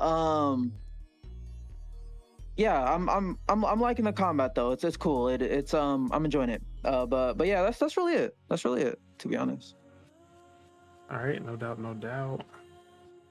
All right, let's go ahead and get into our discussion, because we are at the halfway point of the year, basically. Yes, sir. I think we need to have a little check-in after the whole Summer Game Fest week, Nintendo Switch 2 drop and everything, of what we're going to talk about, our favorite games so far in the year. Yeah. Our games we're looking the most forward to this year, and the games we're looking most forward to next year. So, I'll start with the games that are my favorite for this year, and then you'll go, and then we'll, Yeah. All right. I got you. So, I'll start from the bottom. Number 7, Mario Kart World. And I know what you're thinking. Nintendo got Mario Kart World at the bottom. What is going on in this world? Like I said earlier, it's just not. I'm not in the environment that I need to really enjoy Mario Kart World. Like, Yeah. especially since most of Spitta and everybody on the podcast, they don't have Switch 2s, and Tej been MIA. He's the only one who has it. So That dude threw away his code. you know he was playing the whole time. He didn't actually throw away his code. Damn, he shouldn't have even said that. That makes it not as funny. But yeah, so he does have it, but I don't be seeing him online, and when I do see him online, he's playing Smash and streaming. So yeah, that so he should play Mario Kart on stream. Yeah, I haven't seen him play it on stream yet, but That's okay. So it's just not the right mood or the environment or anything for me to have the maximum amount of fun with Mario Kart yet. Playing online by myself is all right, but it's not the same as like getting together with friends. So yeah, right now Mario Kart World is at a 7, but maybe that'll change the more I play it. Number 6, the game that they said would fail, and they tried to put this game down, and everybody was looking for the downfall, but they were able to put out, in my opinion, a great game that I really need to get back to. But the time that I spent with it, I have enjoyed a lot, and that is Assassin's Creed Shadows, the newest installment of Assassin's Creed from the Odyssey developers. And I was ever since the announcement of Project Red was the original name, I was like, yeah, this is gonna be one of my favorite games when it does come out. The Odyssey team is finally in Japan. Like they're doing it. Like, this is my dream Assassin's Creed, and it so far it hit all the marks that I wanted it to hit.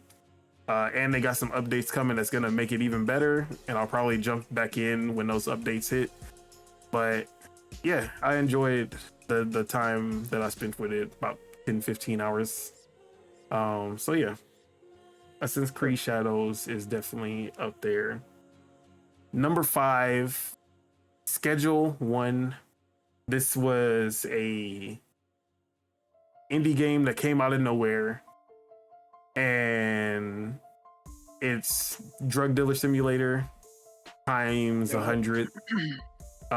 They did a really good job of making a really good management game that still feels different than other like simulators and management games, because drug dealer simulator does exist, but they went above and beyond the drug dealer simulators in every way, and they made it more interactive as far as the actual management and simulator elements go.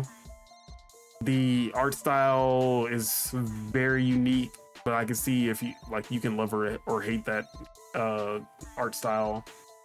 But even the progression of it, the story, they have that game down pat. Like, that is a really good management game. They did an excellent job with that game. So Schedule 1 Number 5. Number 4, Avowed. Another game that I really need to go back to, but for all the time that I did put into it, I enjoyed everything. Like I enjoyed the art direction, the art style, besides the characters. Characters definitely need some work, but the world is beautiful. It's amazing. It's really fun to explore. The traversal and movement mechanics are awesome, and every RPG should have that type of traversal in it after that game. The combat is the best first person combat out there, honestly. Trying to think what game would beat it in my eyes, but honestly, I haven't played KCD 2, but I heard good things about that one. But when it comes to like magic and fantasy, like the Skyrim kind of vibes, Avowed's combat is top tier for me. Yeah. Now, story, although it started to pick up later, I would say the writing is really good, just not the story, the narrative itself. But that's like, I feel like I didn't have too many negatives about the game. It was like very small nitpicks that kind of bundled together that's like keeping it from being that full-on Skyrim experience, and it just being like a smaller project. I just wish that it would, like, I know if we ever get an Avowed 2, that's when that would be the perfected version, just like how Outer Worlds 2 is looking from Outer Worlds 1. Like, I didn't like Outer Worlds 1 that much, but it seems like every nitpick and problem I had with Outer Worlds 1, they're kind of fixing in Outer Worlds 2, and I hope Avowed 2, if we ever get that, is that. So that's Avowed. Number 3, Rune Factory, Guardians of Ozma. And I reviewed this game, and it's definitely a game, like, my review was an 8.2, but if I wasn't being objective, then like if it was just about what I like, it would be like a 9, because I love these type of life sims. I love farming sims. I just love games like this. And Rune Factory has always been a franchise that I loved, and they have evolved in some cases for worse, but for the most part for the better. They've evolved that Rune Factory formula with this game, and they've done a really good job. Even though that Switch 2 edition, they need to count their days for that one, but everything else about this game is definitely a huge improvement over 5. So yeah, I'm really enjoying this game a lot. Number 2, and the only game that I beat on this list, Blade Chimera. Oh, hell yeah. And this is a game that I literally forgot about until I kind of had to think about what games I played this year. But this is literally one of the best experiences for sure that I had all year. This is a half Metroidvania, and I say half Metroidvania because it feels like a Metroidvania, but doesn't actually go all the way with the Metroidvania elements. It is more of an action platformer that has literally the best it's not post game. It has one of the best 100% completions of any game I've ever played. The most substantial 100%, where I feel like you don't even get the full experience of the game unless you 100% the game. That's how, like, narratively and gameplay wise, going for the 100% is the best way to play that game. Like, and you know how I feel about 100% in games and unlocking all the achievements and all that. Usually it's a lot of bullshit, but that is the game that justifies everything that you do. Like, without needing achievements, it's just fully, like, everything is all in the game. Like, all the incentives that you need to 100% the game is there in the game. And that's what I love about it, because I always talk about, like, oh, your incentive to 100% the game is just to get the trophy, instead of it being like in-game rewards or like some like narrative, like narratively in the game.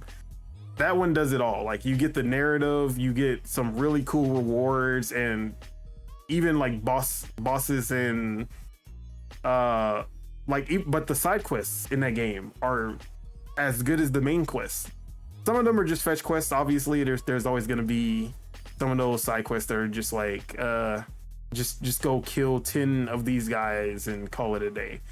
But for the most part, there are full quest lines in those side quests, and they are genuinely just as good as some of the main quests in the game. So Blade Chimera is definitely like one of my favorite games of this year, and probably will still be at the end of the year as well. So yeah, highly, even to this day, still highly recommend Blade Chimera. And last but not least, even though I have not finished this game, this is like what I have played. I already know that this is probably going to be either fighting for game of the year or will be my game of the year, and that is Expedition 33 Clair Obscur. I've talked about this game more than enough, so I'm not going to go too deep into it, but it hits on all cylinders, everything that I could have wanted from this game, and that's all I'll say. So yeah, Expedition 33 is my number one. So with that, what are your 7 favorite games of the year so far? But before I say my list, you know how you said you don't really like going for all the achievements or all the 100%? Yeah. But like two out of the games that you listed, you kind of did. So you're kind of coming over to the dark side, bruh. Like I said, it has to give me something in game that makes me want to do it, and not just let me go get the trophy, and that's my only reason. Well, yeah, I mean, you did it on the Switch, so it's like there's no trophies to get. It's all. I played it on PC. Oh, okay, for sure. Not that I care about Steam achievements. Yeah, those are the worst ones. But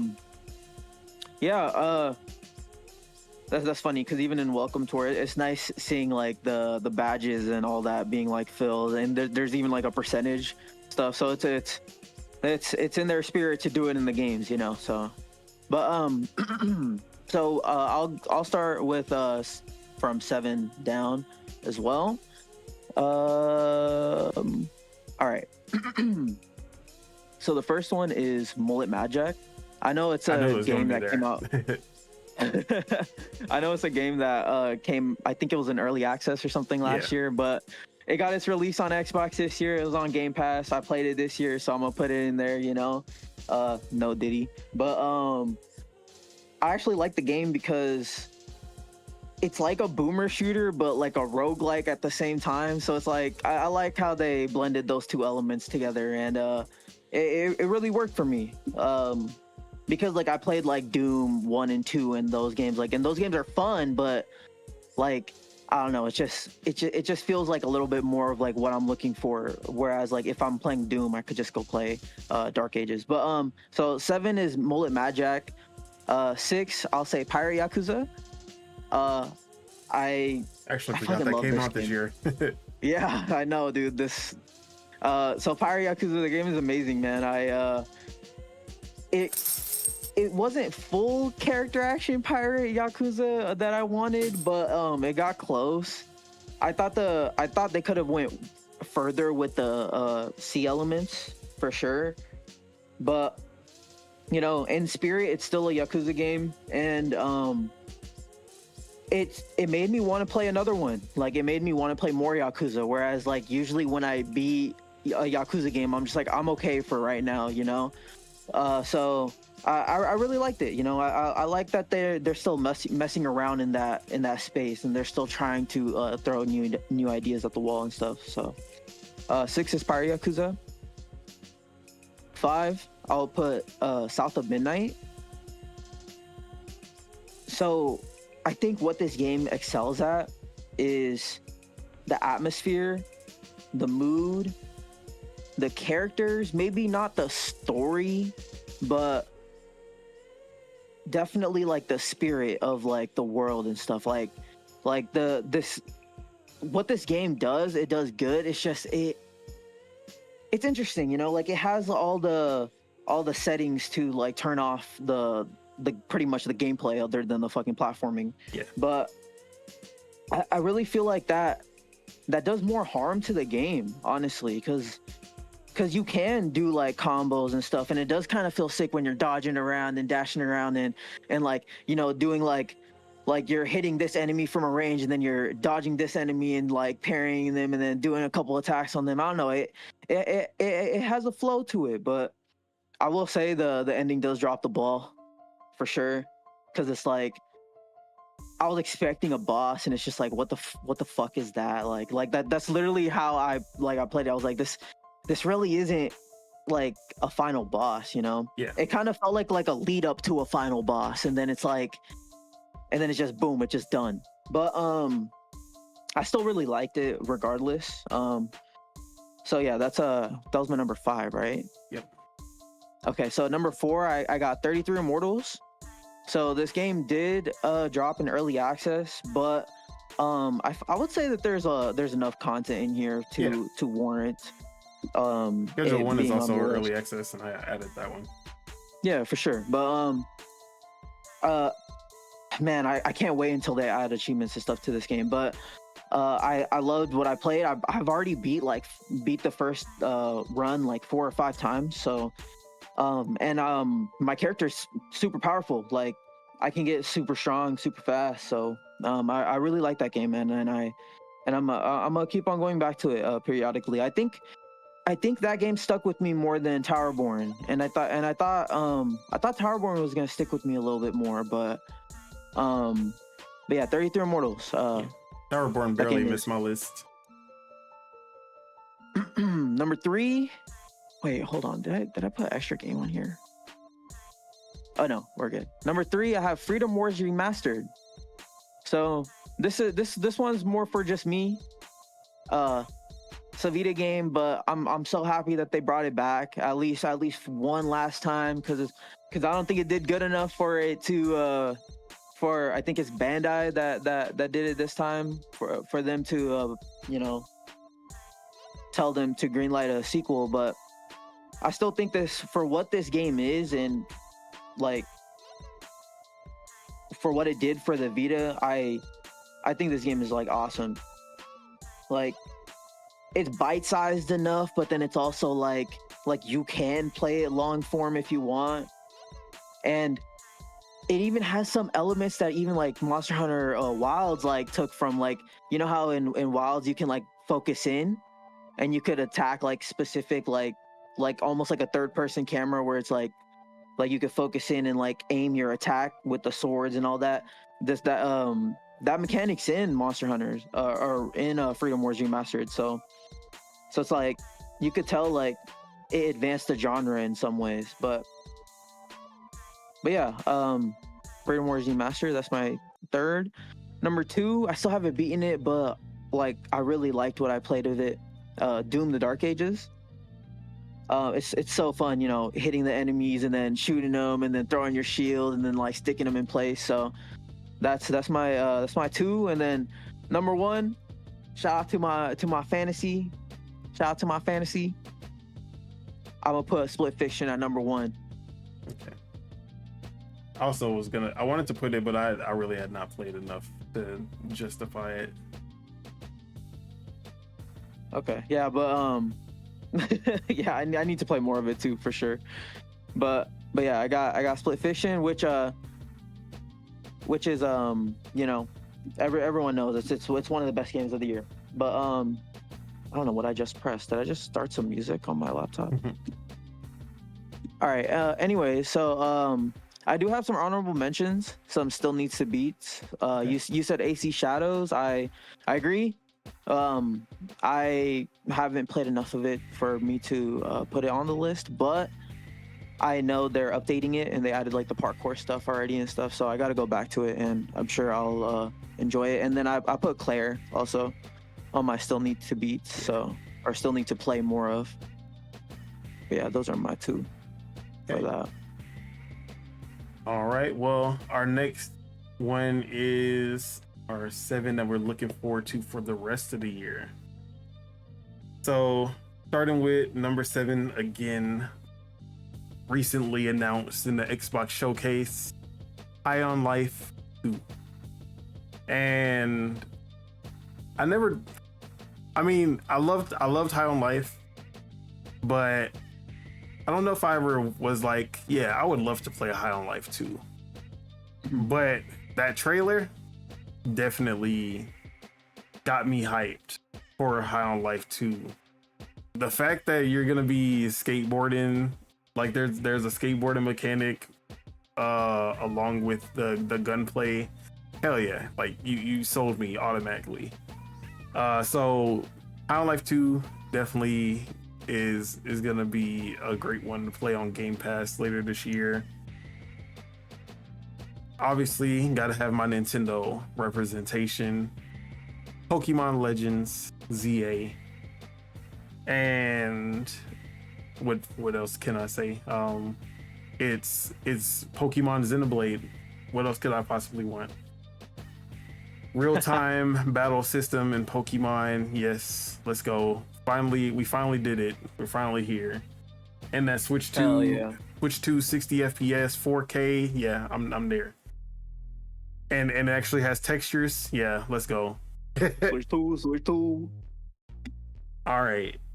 One that I really wasn't super hyped for when it was first announced, but like the more we get closer to the release, the more hyped I get. That is Trails in the Sky, the first, which is the remake of the first Legend of Heroes game. And I've always wanted to get into the series. Did not want to play that old ass game. So they're remaking it, and now this will be my entry point into the series. So works out for me.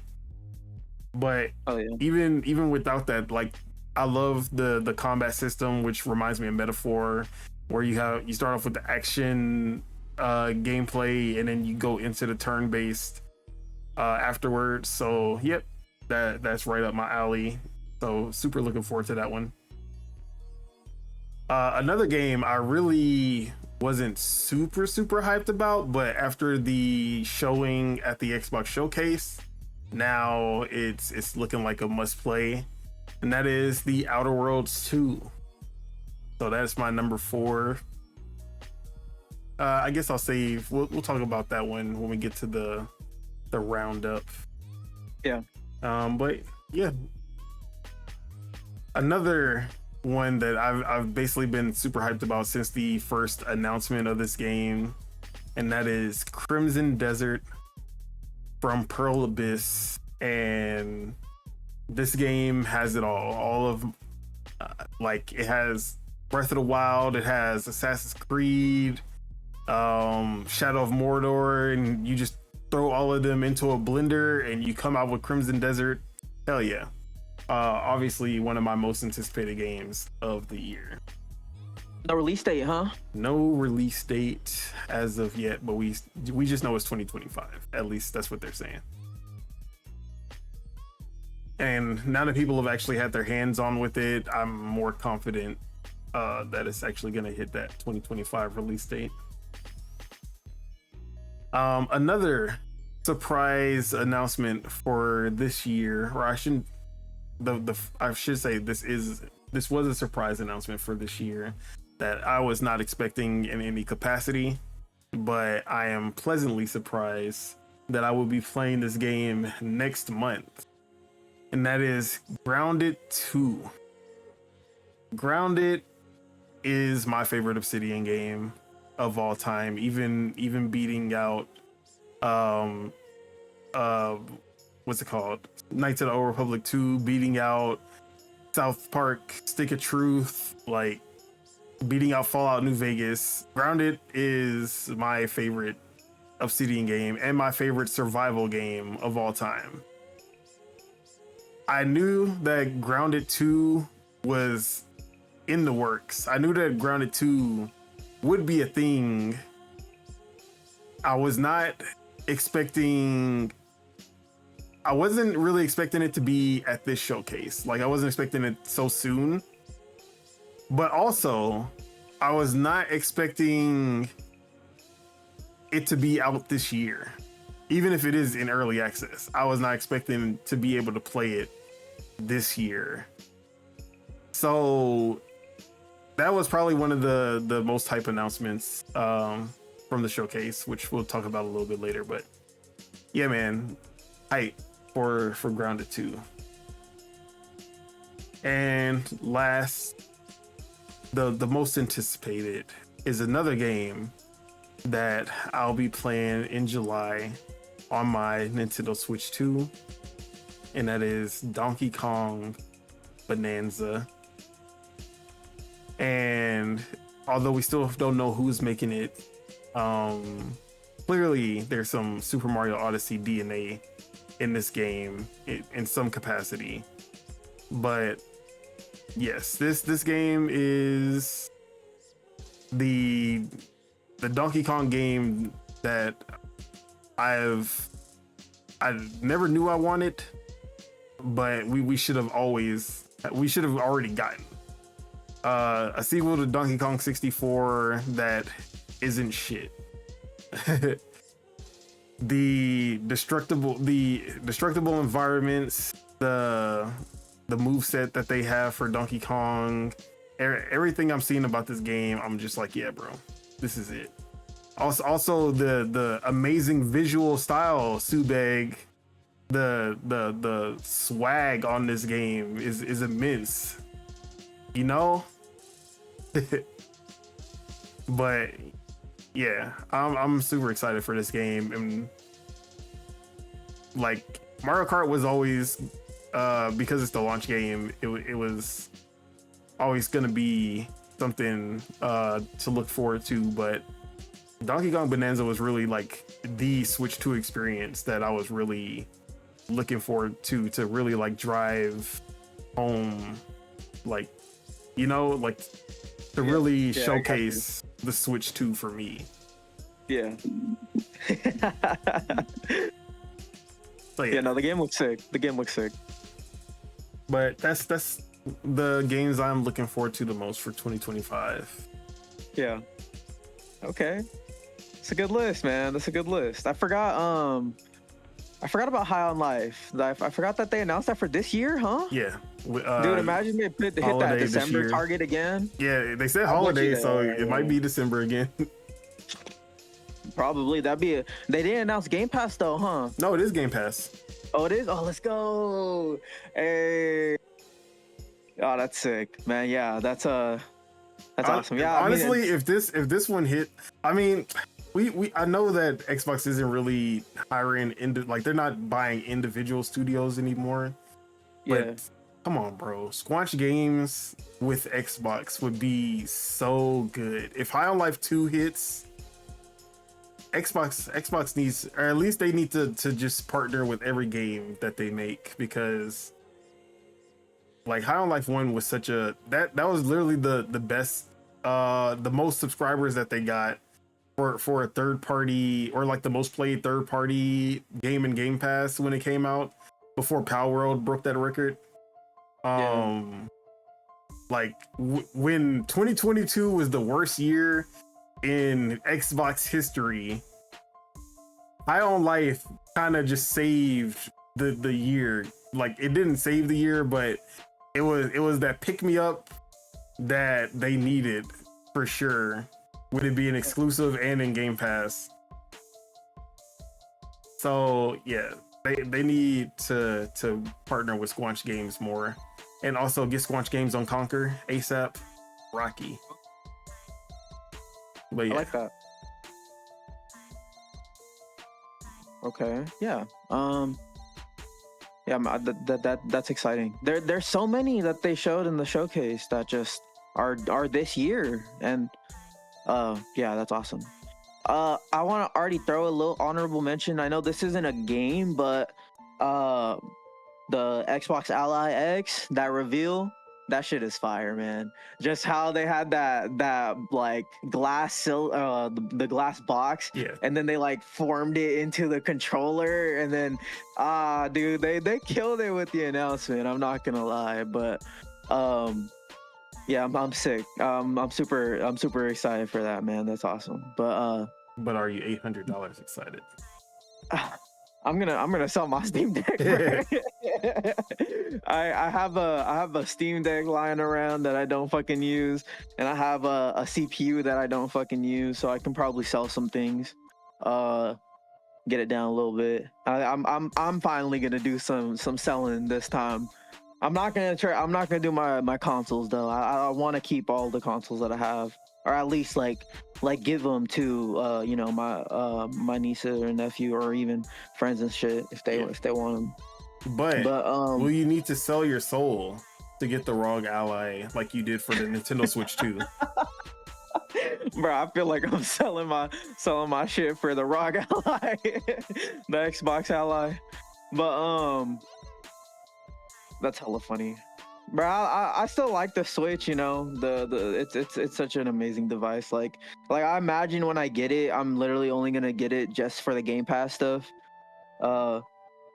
Obviously, like I feel like at that point, I would still probably use my PC. I'm not gonna say that, but yeah. So the Xbox Ally X, that shit's gonna be sick. Like, especially if they actually do what they say that they're gonna do, you know, like make it so the Windows is offloaded in the background, doesn't really get used more, or lets the system use the performance for the games and all that instead of the computer stuff. So yeah, man, that shit is sick. But I've watched that trailer like at least like 5 or 6 times, just seeing it like form into it. It was a satisfying trailer to watch. But so the first game that I'll list, which is a game that's coming out like in a week, is Rematch. I'm so excited to try this one out, man. I'm literally playing footage right now. Hey, that's perfect. But Rematch is my first one. You know, I've already said like I really want a basketball version of this, but I'll take soccer. Soccer is cool, or football, however you want to say it. But yeah, man, I'm so excited to try this game out. And it's imminent, so don't have to wait too long. So that's my first one. Second one I already mentioned, but Ninja Gaiden Ragebound. This comes out on the 31st of July. Is it started from the top or the bottom? This is. I'm just going by release order. Okay. To be honest, at least that's how I wrote it here. Yeah. I guess I can. Well, I've already started. Yeah, can I just? Cool. Yeah. Okay, for sure. Okay, so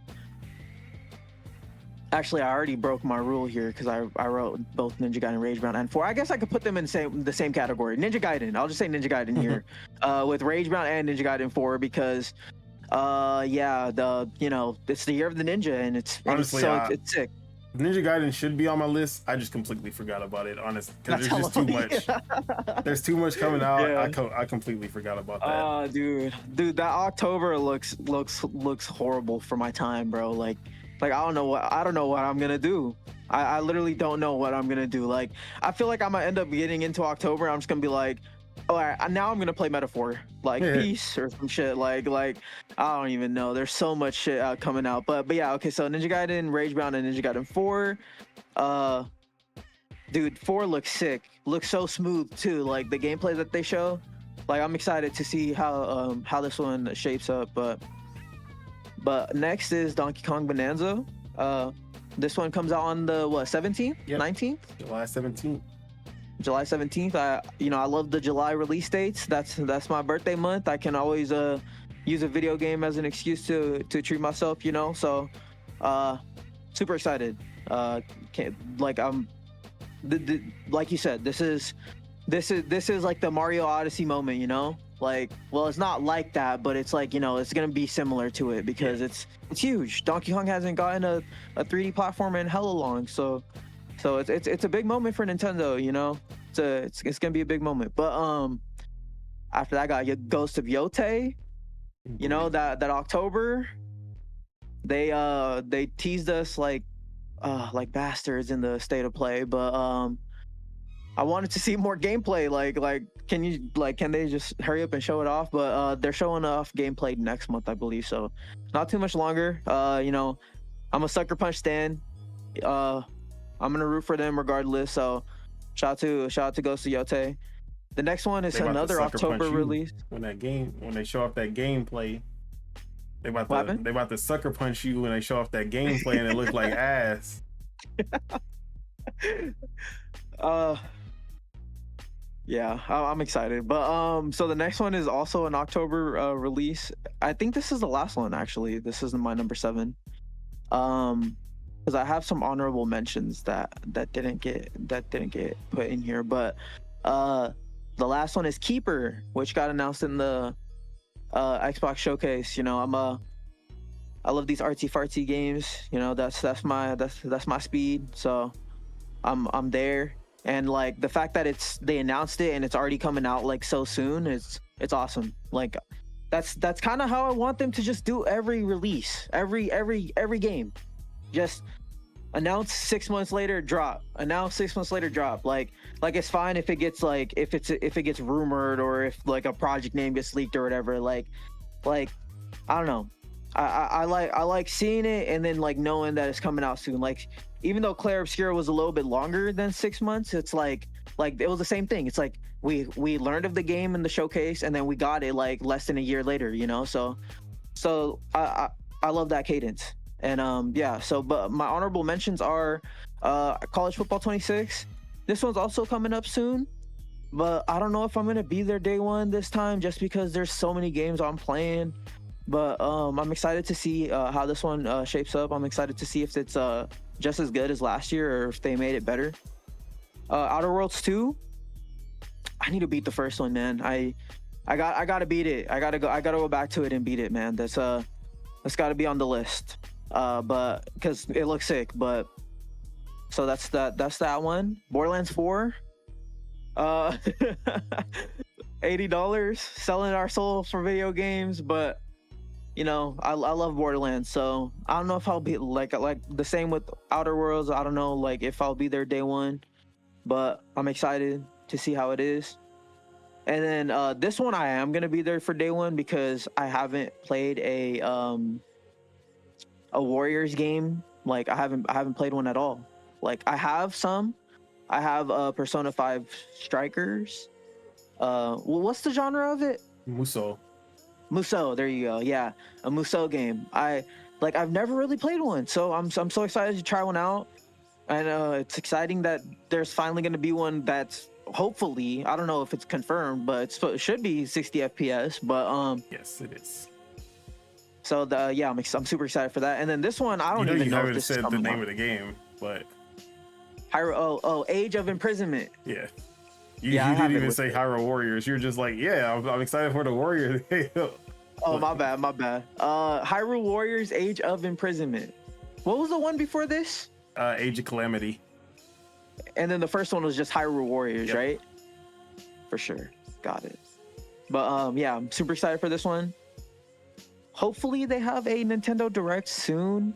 When do you think it's gonna be? I think it might be in July or in August. Well, that was actually going to be part of a topic later. Oh, okay. So Okay, for sure. we'll talk about that. For sure. And then my last one is Kirby Air Riders, which I don't even know if it's coming this year, but I'm still excited for it. Oh, it is? Yeah. For sure. Okay. If I had any honorable mentions, like I said, Ninja Gaiden 4 should be on the list, honestly. Oh, yeah.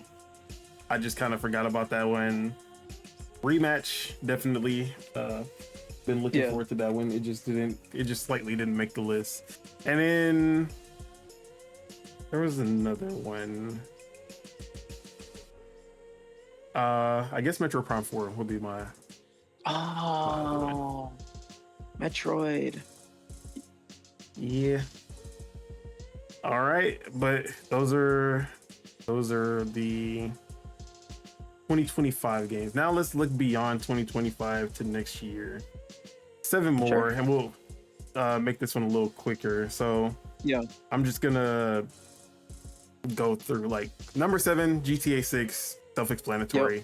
Yep. Just kind of a mandatory one. Like I don't feel that like super excitement for it. Probably when we get closer to it, but like it's GTA 6. Like it's there. Marvel Tokon Fighting Soul was announced at the PlayStation Showcase. And although it's not Marvel versus Capcom, it's just honestly it looks just as good. Arc System Works, Marvel, PlayStation, hell yeah. It looks amazing. The character designs with the Japanese focus look amazing. The tag battle 4v4. I know Spitta hates tag battles, but I fucking love tag battlers.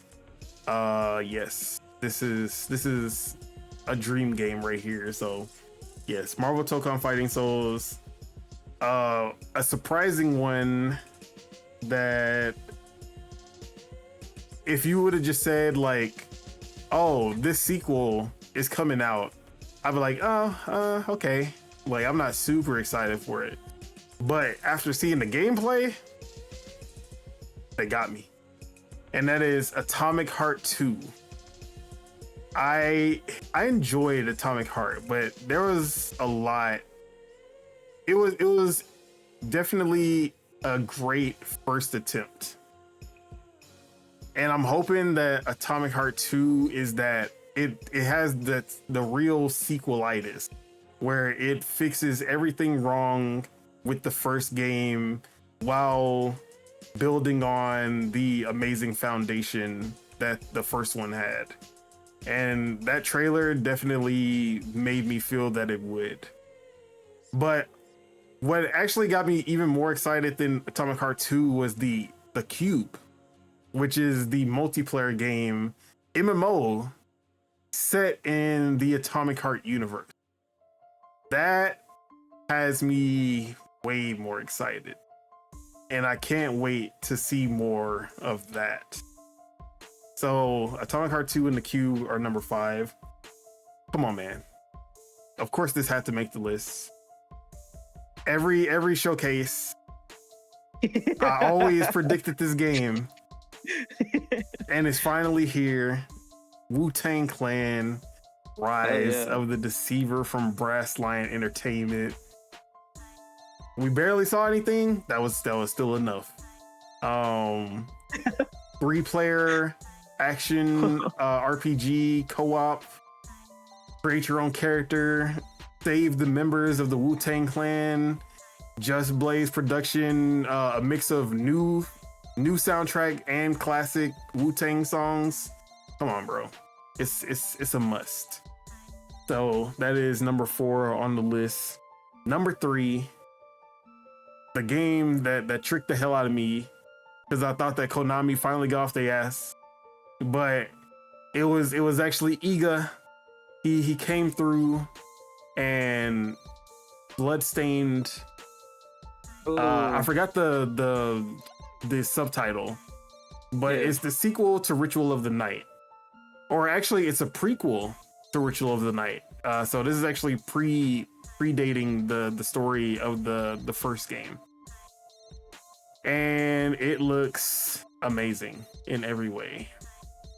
just it is such an improvement over Bloodstained 1 visually, and the art style and the cutscenes are like super realistic, but the gameplay is just a better looking version of Bloodstained 1. They did a really good job. The companion that follows you looks cool. Hopefully there's some element of co-op, online co-op or something, even split screen, or not split screen, but like couch co-op, something to add some kind of multiplayer would be fantastic. But even if it's just AI companion, I'm still okay with that. But that game looks amazing. All right, Nintendo had to grace this list. And in 2026, we have one of the greatest Nintendo IP ever made gracing our Nintendo systems. I never thought it would happen, but they pulled it out their ass. They were like, yo, we got you, fam. And that is Tomodachi Life. And I never thought we would see another one of these, especially after the death of the Miis. I never thought we'd get a sequel. I always thought, oh, they're gonna just remake Tomodachi Life for the 3DS like they did for Miitopia on the Switch. So I was always content, like, okay, yeah, we're gonna see a remake. I'm okay with that. I was content. But the fact that they're doing a full-blown sequel of Tomodachi Life, and they're busting you out of the apartments, and you're living this life in this resort, yeah, bro, it's fucking time, bro.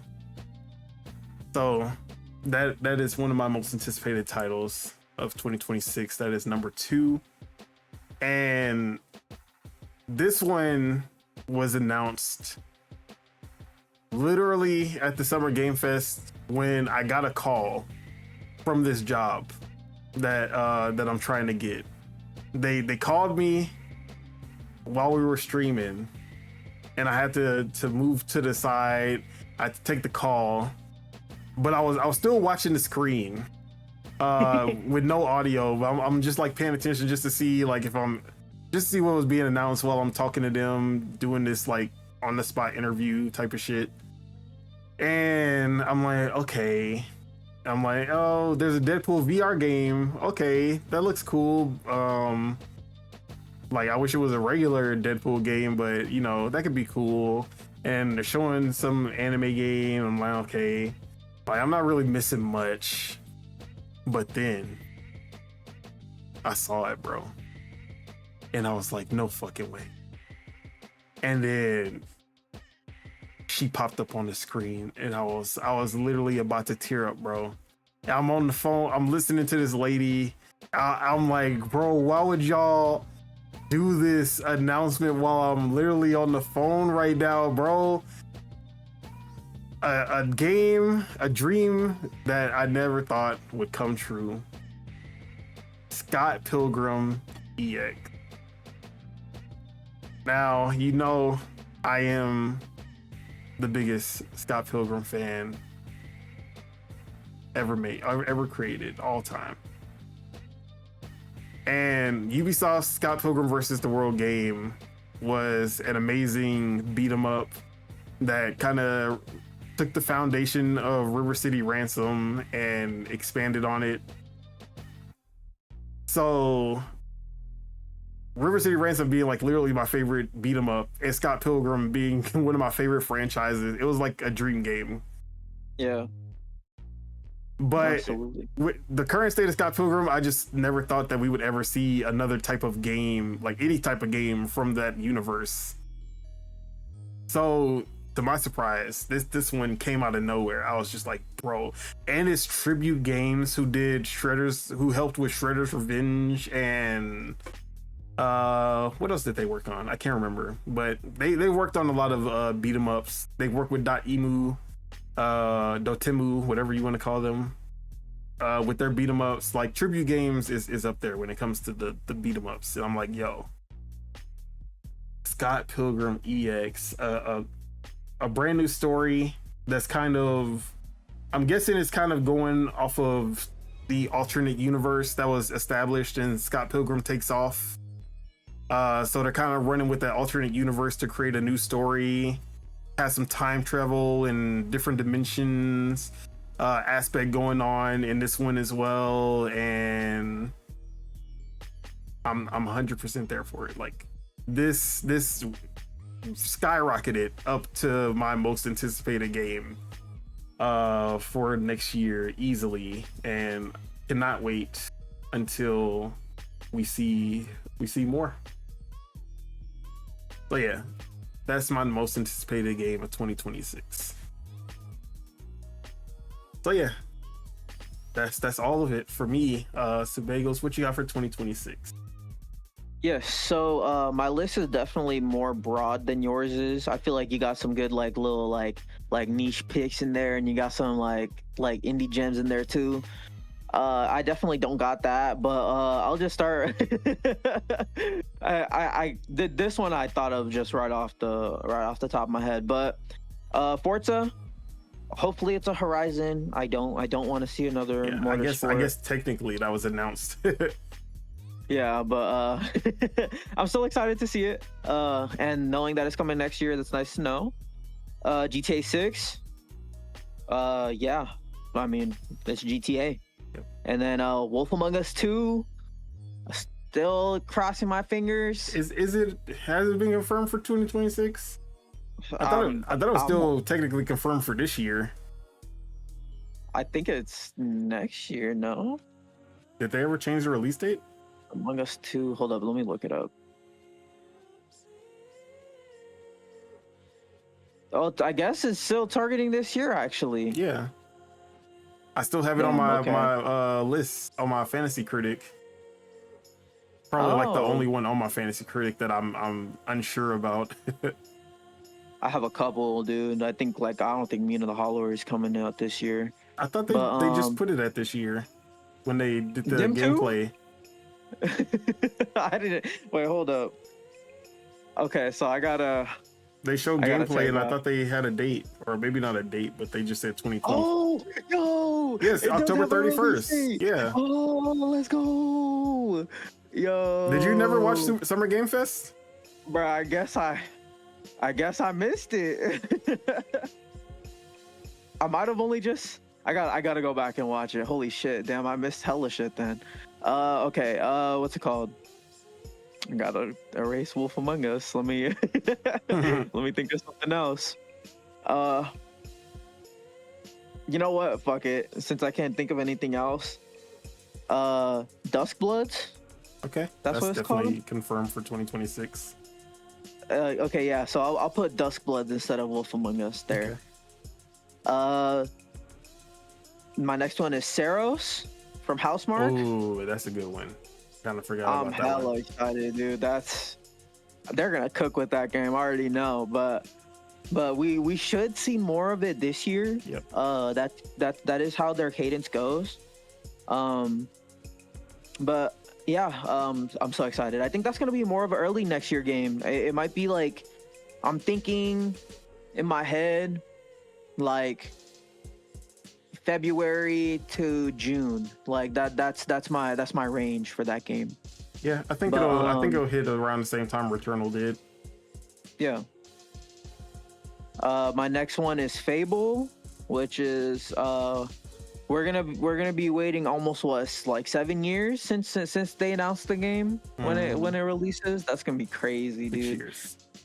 I know. Oh, sick. I thought they announced it in 2019. No, only Series X game that was announced in 2019 was Hellblade 2 with the console. Got it. Okay, so then they announced it in 2020. Yeah, for sure. Okay. Yeah, man, I'm stoked. That's gonna be crazy. This year they got Obsidian going up with 3 games, and then next year they're gonna have Playground going up with 2. Like, that's incredible. And then you look at the PlayStation studios and you're like, where they do that at? Insomniac, remaster, and new game, but never 2 new games. Exactly. Like, it's their flow, man, is crazy. But the next one after that, and this one I'm definitely more sure about, and I think it's gonna be out sooner, is Resonance, A Plague Tale. I think that's what it's called, A Plague Tale Story, or something like that. I don't know what the hell that is. You don't know what Resonance, A Plague Tale is? I mean, I saw it. I don't know what it is.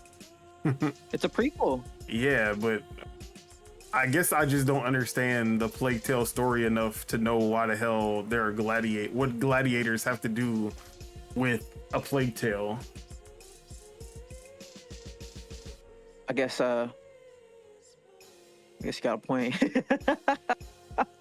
Yeah, I was like what kind of game is it? But I'm still super excited though.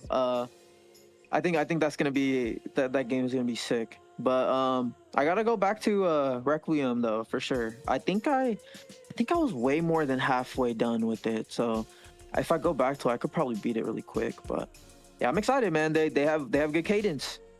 They usually announce or drop every 3 or 4 years. So that's cool. I like that. I couldn't get into the first one. Yeah, the first one is definitely like very linear, I would say. The second one does a better job at not being as linear, but I like the series, and it's like a nice AA series that shows like what you can do in a AA type game. But the last one I have is Stranger Than Heaven. This was previously titled as Project Sentry. Ryoga Gotoku. They're dropping a new IP. Super sick. Heaven. Stranger Than Heaven looks fire, and I'm excited. Yeah, that was definitely an honorable mention for sure. Was that your last one? Yeah, that's my last one. Okay. Yeah, honorable mentions: Stranger to Heaven for sure. Rhythm Heaven, another Heaven. That one's also a nice revival from Nintendo. And Seros, forgot about that one. So obviously, a lot of Xbox games are like I'm looking forward to, but I like Fable, Gears E-Day, whatever Halo is, but like a lot of the games I wanted to put they're not actually dated for 2026. Like Clockwork Revolution is probably my number 2, right behind Scott Pilgrim EX, but they still hitting us with that in due time bullshit. So I couldn't put it on the list for 2026 because it hasn't been dated. Same with like State of Decay 3, that would probably be on the list. So yeah, but that's our checkpoint for halfway through the year. Oh yeah. So honestly, I'm not gonna go. So we're gonna do a kind of roundup of Summer Game Fest week, including the PlayStation State of Play, Summer Game Fest, and Xbox Showcase. But we're not gonna go through everything. Just more because we kind of talked about the games by doing this, because a lot of the games that we're looking forward to are games that were announced. Exactly.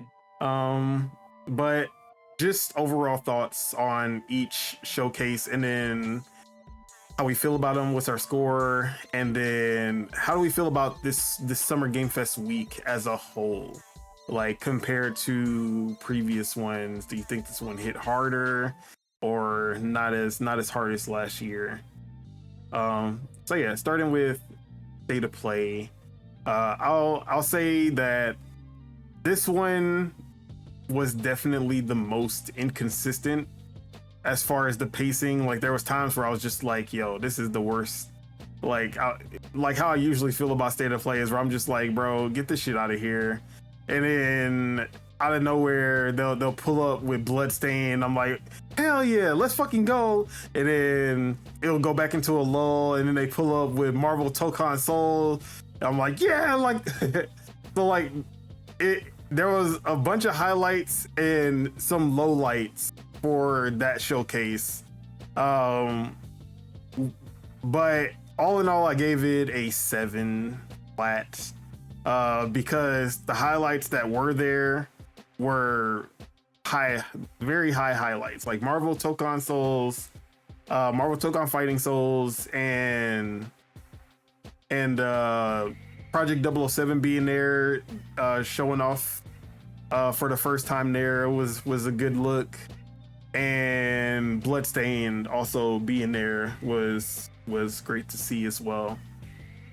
So those were some of my highlights that kind of made up for the lulls when they were showing baby steps and fucking I don't even remember half the games, honestly.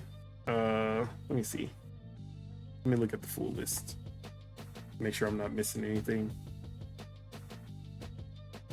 Oh, and then the fake out with Ghost of Yote, that was some bullshit, but yeah. I guess it's all right since they announced that they're gonna show full gameplay. Oh, and Digimon, had to take a point out for that. But yeah, Digimon. And like some of the games that should have hit hard, they were disappointing. Like Final Fantasy Tactics. For all of the talk and rumors about this game and it being a full remake, I just thought that it was going to be something bigger than another pixel remaster, basically.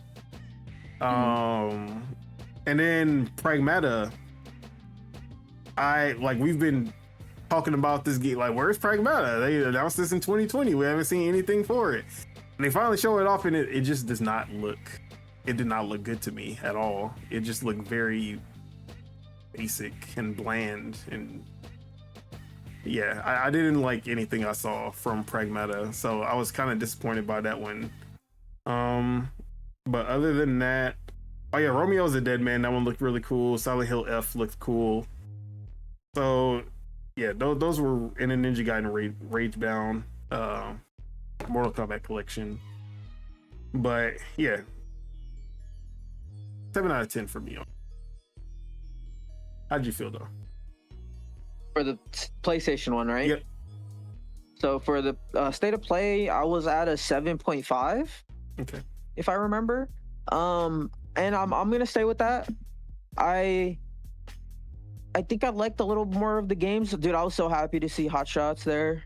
That was nice. And then there's 007, which they didn't really show much of, but that was cool to see there. And then the what's it called? The Mortal Kombat collection. That was it was nice to see the everybody on the panel's reactions, like just seeing a new fighting game announced and how happy they get.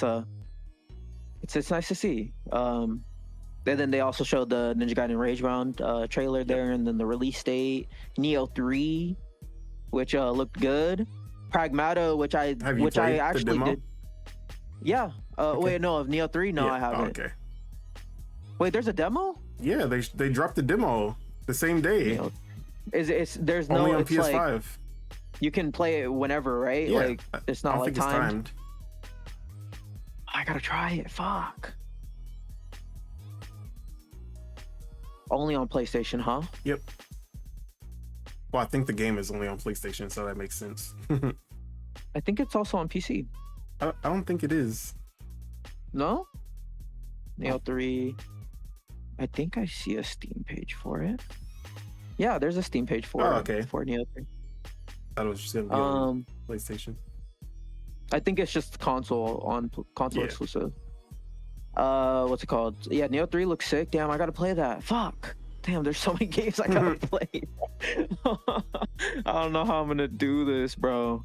But Pragmata, I don't know what that game is, but it's a new IP from Capcom, which is cool, and it looks like they're putting a lot of time and like resources to it. So the premise looks, because I was reading on the premise, it looks interesting, but I don't know how it's gonna be gameplay wise, but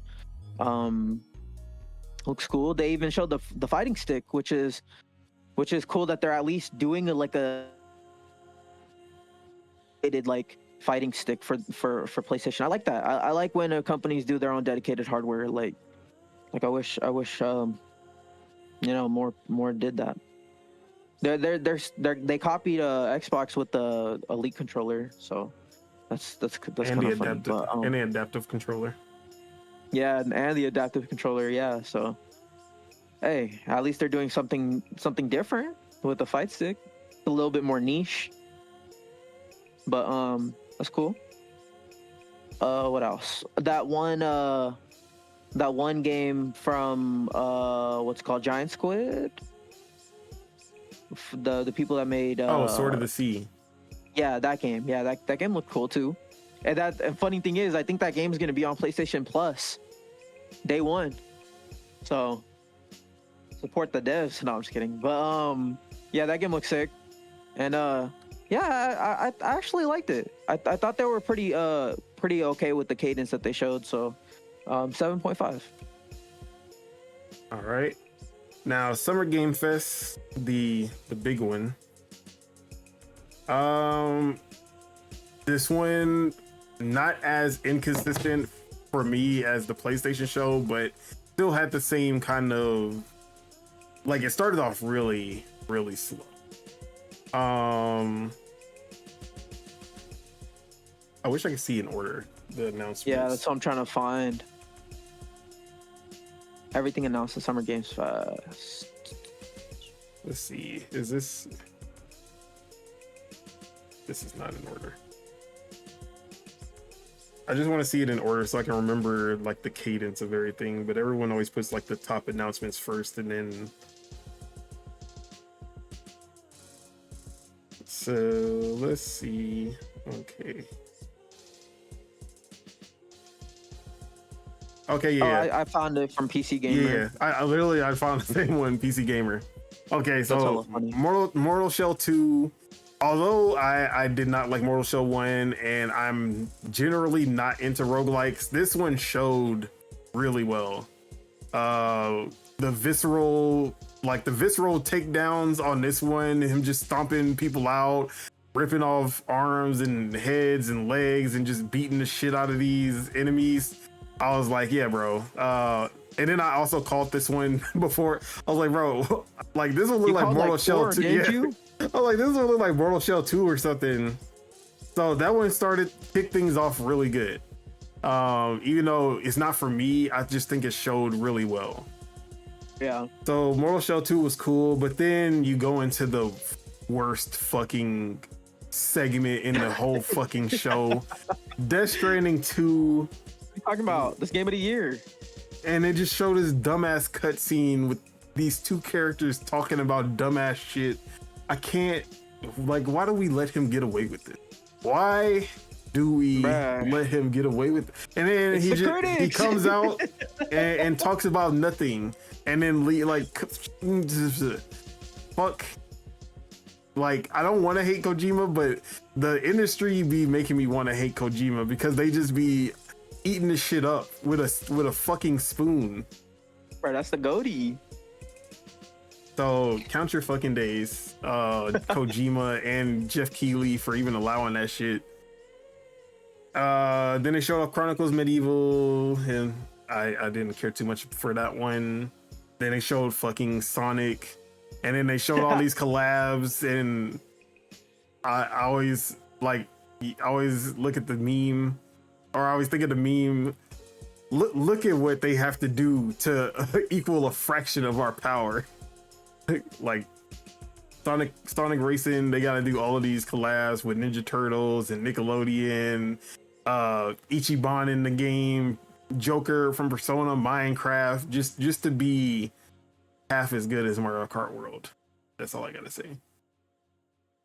So that was there. Oh, and we gotta talk about this motherfucker who comes out and throws shots at Nintendo with the dumbest shot I've ever heard, because it made no fucking sense.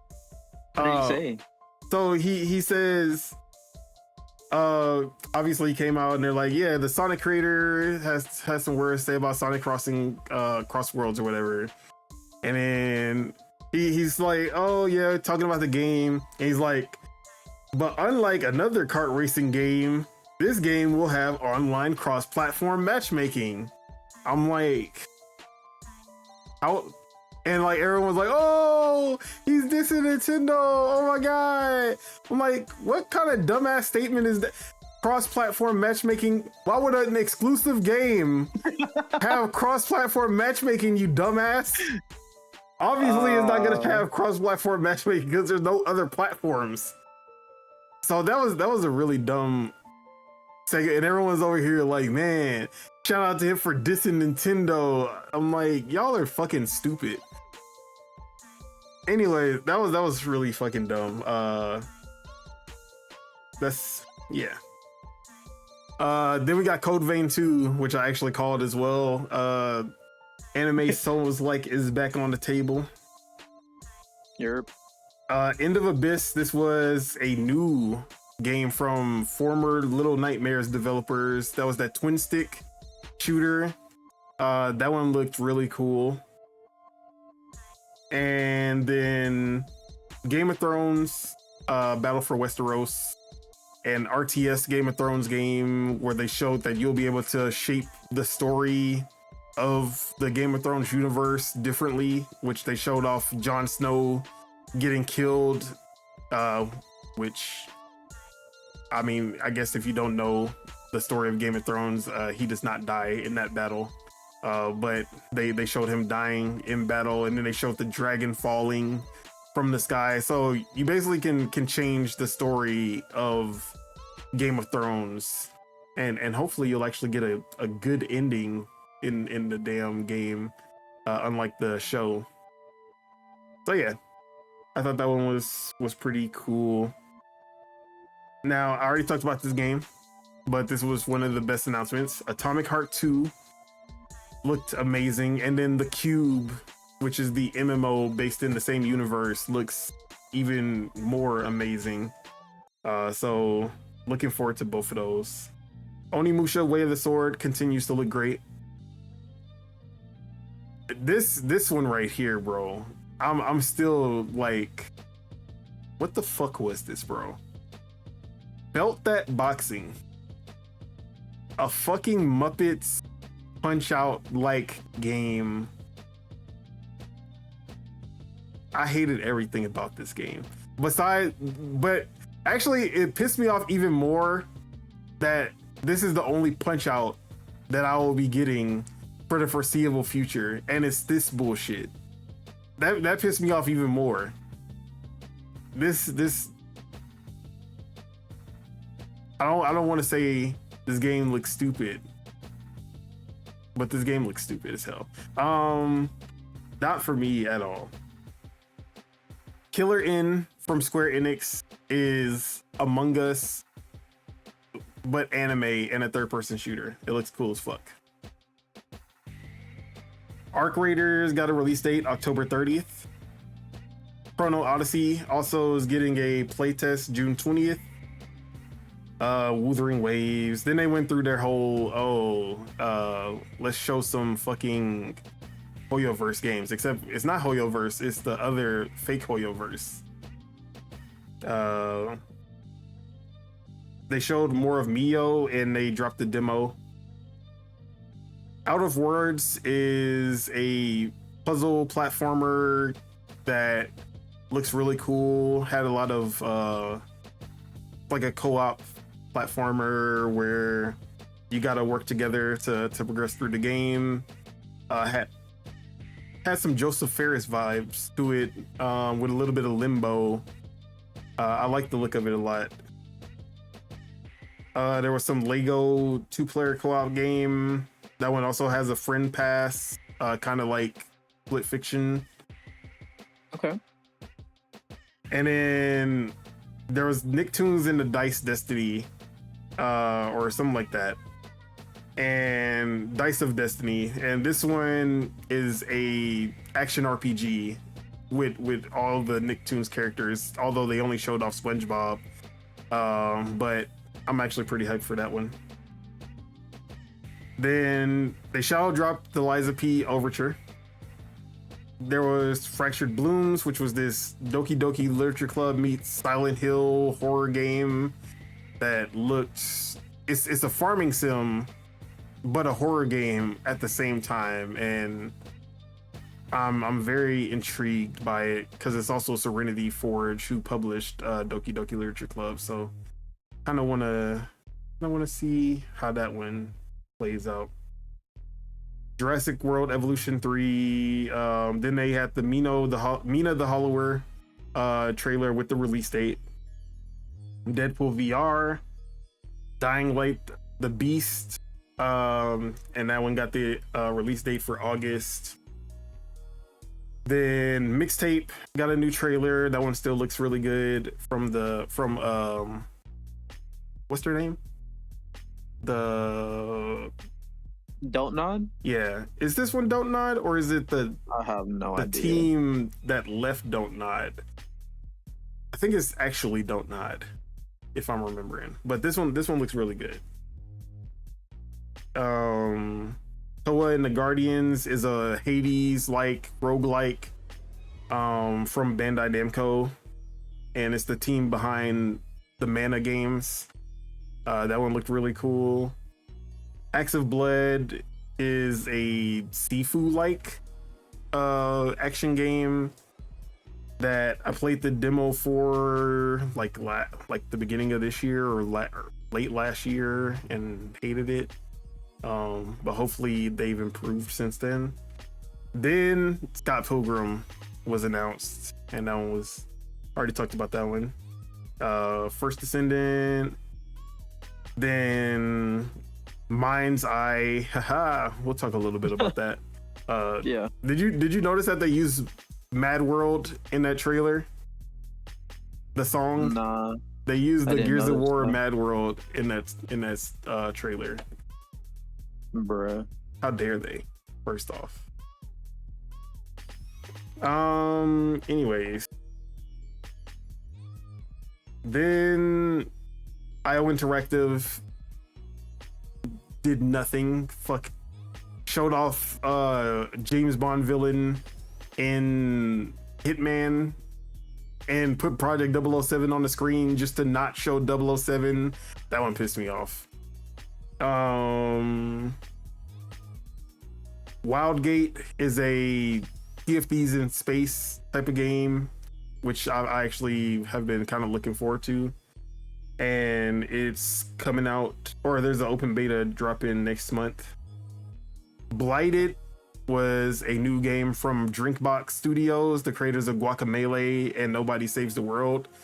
And it's also a Hades-esque action roguelike game, and it looked really sick. Then there was another one that was a highlight for me. It was called Ill, and it definitely looks like a game that you're like, this game doesn't actually exist. Like, this game doesn't, when it actually comes out, it won't look like this because it looked a little too good, you know? But the fact that Mundfish was the creators of Atomic Heart were publishing this, and like Atomic Heart looked how it came when it came out. It looked exactly like they showed it, like really high quality, which I wasn't expecting it to actually look like how it did. So I'm trusting them that what they showed us was real gameplay. And it's this horror game that's super grotesque body, like these demorphed bodies and all this. Very high detail, very like physics based, realistic dismemberment. It looks really sick in both ways. But that one's Ill. Make or Break is coming July 1st. Infinitesimus. I always fuck up this name. I don't know how to pronounce that shit. But it's basically realistic grounded, I guess. And it's coming 2026. And then the greatest fake out. When Capcom came out and they're like, we're working on the next Resident Evil for the 30th anniversary. Is that what they said? Or 40th, one of those. 30th. Yeah, the 30th. Yeah. 30th anniversary, but we just need a little bit more time before we can show it off. And they were like, damn, why the fuck were y'all even here? And then they show off Street Fighter 6 DLC characters. Obviously, Spitta was going crazy. And then they showed this Last Flag game, which was like this capture the flag 5v5 game. Actually looked pretty cool. They showed off Wu-Tang action RPG, a co-op action RPG game. Stranger Than Heaven, which looked amazing. And then they're like, we have one last announcement, and I'm so happy that they let us announce this here. And I'm like, damn, he's really glazing this. What could it possibly be? And you see this horror game that just looks really cool, and it's like, it doesn't look like any franchise of horror game that I've seen before. And then you just see Raccoon City, you're like, no fucking way. And it turns out it's Resident Evil 9, and they literally faked the fuck out of us by having that announcement earlier. So yeah, that was Summer Game Fest. I gave this one a 7.5 because, like I said, it was a lot of highs, but some low lows and some like just lulls in there. And also, it like compared to last year, I just feel like last year was just a lot better. Even though I don't think last year had as many highs as this one did, I just think that it was a much better, consistent, consistently quality games for being announced, you know? Yeah. And a lot more variety also. So yeah, how do you feel about Summer Game Fest? Because I know you left pretty early on in the stream. Yeah, I didn't. I need to. I guess I need to go back and watch it because I've missed so many of these games. Okay. But I just looking at the PC Gamer article. Yeah, a lot of these games looks actually fire. Like, the Resident Evil that announcement was crazy. Drinkbox. Yeah. You know, them Drinkbox making a Hades like game, bro. I'm there. Yeah, dude, that's gonna be crazy. Did they announce if it's gonna be co-op? Not that I know of. But it's good. It's good. Well, but Drinkbox should be, right? Drinkbox only, like, all of their games have been co-op, so I would hope. Yeah. Hold up, let me look at the Steam page real quick. Single player share. It says shared split screen co-op. Okay. Remote play. Doesn't say online co-op though. It should be. Hopefully. Yeah, but it looks crazy. Yeah, absolutely.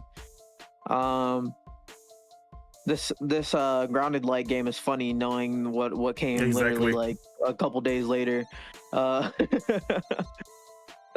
Light the Beast is crazy because Techland is like, oh yeah, no, now that's actually pretty much Dying Light 3. Yeah. That's what they're saying, which is nuts. Like, Dying Light 2 came out in 22, right? I guess. I was so disappointed with Dying Light 2 that I haven't even been checking for Dying Light the Beast. Yeah, but I didn't really like Dying Light 2 that much either, but the fact that they're just already like, oh yeah, this is pretty much Dying Light 3 is crazy. But Mina the Hollower, dude, I gotta check out this demo. I need to. Is it only on Steam or is it everywhere? I think Steam, if I'm remembering. Damn, another demo I gotta check out. Yeah, I'm super hyped for that game. I think that game's gonna be incredible. But actually, I think the demo might be everywhere. Maybe. I don't know. I'm gonna add it to my library right now. Hell yeah. Let's go. Dude, I'm so happy that they announced the release date. They've been cooking on this game for hella long. Way too long. But yeah, what do you give Summer Game Fest as a score, just from what you've seen so far? I'm gonna give it an 8.5 actually. Okay.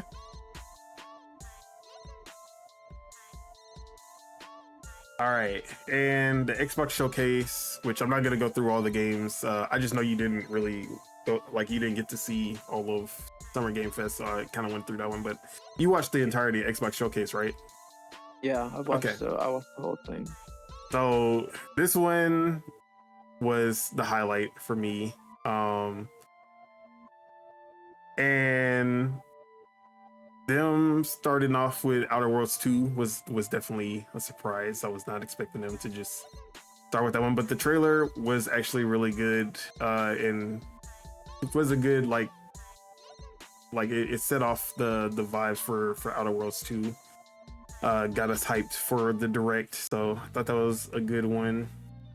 Then,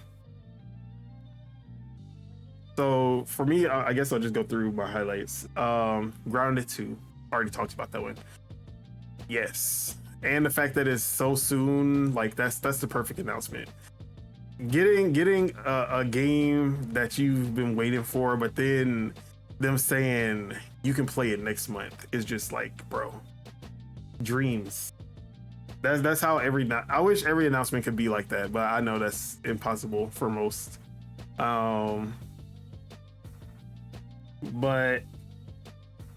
that one was really good. Mudang, which was originally Project TH, which we did a segment on this game for, what was it called?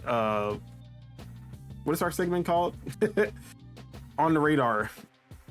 We did a on the radar for this game because I came across this one, and I was like, bro, this game looks sick. It's a small Korean team, and like it's like Korean Splinter Cell. It looks crazy. Yeah. And then I was like, hopefully like Xbox, like hopefully this comes to console and all this, and then I see that Xbox actually got the marketing for it and everything. I'm like, bro, shout out to Xbox for seeing this and actually getting it. So yeah, that one was a really good announcement. And then High on Life 2, which I already talked about as well. That one was a crazy trailer. And then the fact that somehow that was all gameplay. I don't know how that, or maybe not all gameplay, but there was mostly gameplay in that trailer. Yeah, that game looks crazy. See, that's a sequel where you can see the glow up. Like it was a crazy glow up from the first one. Blah blah blah. I don't care about the Ally at all. I'm not even gonna lie to you. I have zero interest in that. Yeah, but it's all good. They did announce that Hollow Knight Silksong will be out by the time the Ally is out, which is a weird way to announce like a weird Hollow Knight announcement, but Hollow Knight was there in some form, I guess. So I guess that's cool. Blood of the Dawnwalker looks pretty cool. Gameplay looking all right. Need to see more. Still a little too.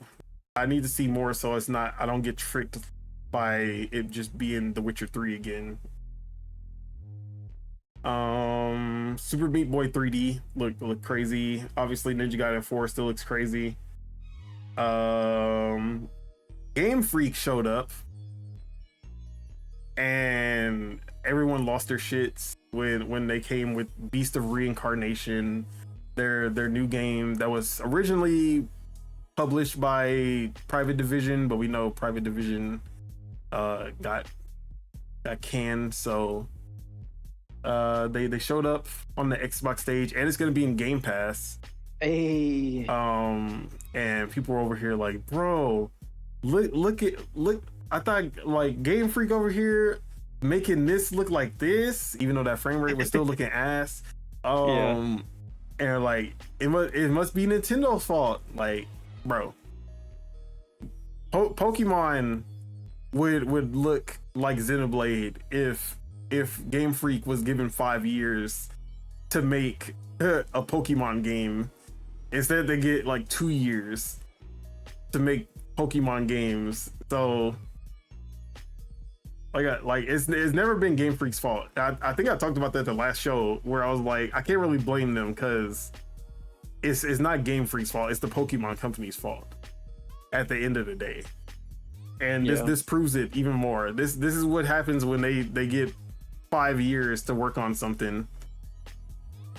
Although it's a Souls-like, so I really don't care about this game that much. Game of the show, Clockwork Revolution.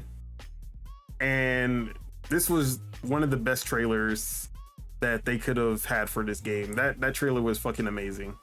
From the story elements, the gameplay that they were showing, the customization of the weapons, the time travel, they sold. I was already sold on the game. They sold me 10 times over with this trailer. I want this game ASAP. I wish this game was coming out this year instead of Outer Worlds 2. I would 100% take Clockwork Revolution over Outer Worlds 2 any day. So yeah, Grounded 2. Chronos got a new trailer. That one looked good. There was a lull period here where Elder Scrolls Online showed up. No one cares about that bullshit. Then they showed Jusant 2, Aphelion, which was basically Jusant in space. From Don't Nod. Then there are no ghosts at the Grand, which is, at first I was like, yeah, this looks like some bullshit. Another OCD cleaning game. But then they were like showing off these puzzles and mystery and all this other stuff going on. I was like, hold on, they might be cooking with this one actually. And then they started showing off some like gameplay, like some action and horror elements. I was like, hold on, what is it? And then it's a musical on top of that. I'm like, bro. So I'm actually super interested in that game, and it's coming to Game Pass. So I'm probably gonna try that one out. That one looks crazy. Age of Mythology, like this was definitely the lull, but then they showed Mudang and that one looked cool. Blah blah blah blah. At Fate's End. This is from what's their name? The 33 Immortals developer. Thunder Lotus. Yeah. But it's a side-scrolling action game. I think it's a Metroidvania. The art looks amazing, just as 33 Immortals did. But what really got me with this one is that it's also a choice and consequence driven narrative game as well, which I wasn't expecting. So they were like showing off these fights, and while you're in the boss battle, you'll have these moments where you clash with the enemy that you're fighting, and you can make dialogue choices that kind of determine how things play out afterwards. And it was like you're fighting your sister, and you can either like say like you betrayed me, or you're acting just like mother, or like you don't say anything. And like I love that aspect to it. That was a really cool element. Persona 4 remake got confirmed, but didn't really show much. The Invincible fighting game looked fucking sick. Can't wait for that. And so you had Keeper on your most anticipated for this year, and I've been hoping to see this Double Fine game for a long time. This one did not do anything for me at all. I love my occasional artsy fartsy. This one was a little too artsy fartsy for me. I just don't see anything that looked fun being a walking lighthouse. It just went completely over my head. I was just like, yeah, this one is not for me, Tim Schafer. Sorry. My dreams of what's it called? Brutal Legends 2. Yeah, Brutal Legends 2 is over. Or even, what else would I wanted? What is that game called? The tactics game. Golden Chalice? No, Brutal Chalice, Massive Chalice. Massive Chalice 2 are also over. So yeah. But glad that they finally got to announce their game, and it's coming out soon, so hopefully they change maybe they'll prove me wrong. All right. So the last announcement,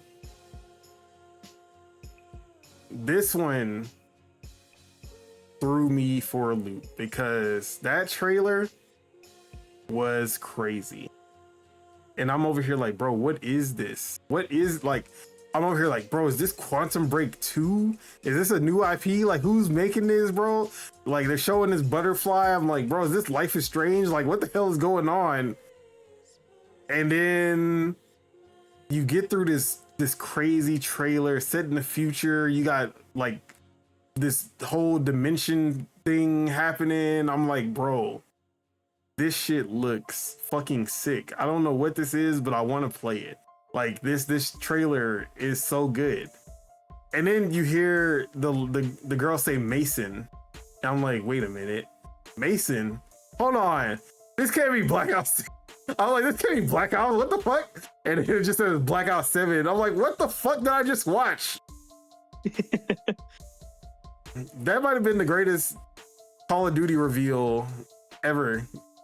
Because not at one point did Call of Duty ever cross my mind. And that shit has made me anticipate what the hell is going to happen in this campaign. Plus the confirmation that it's going to be 4-player co-op.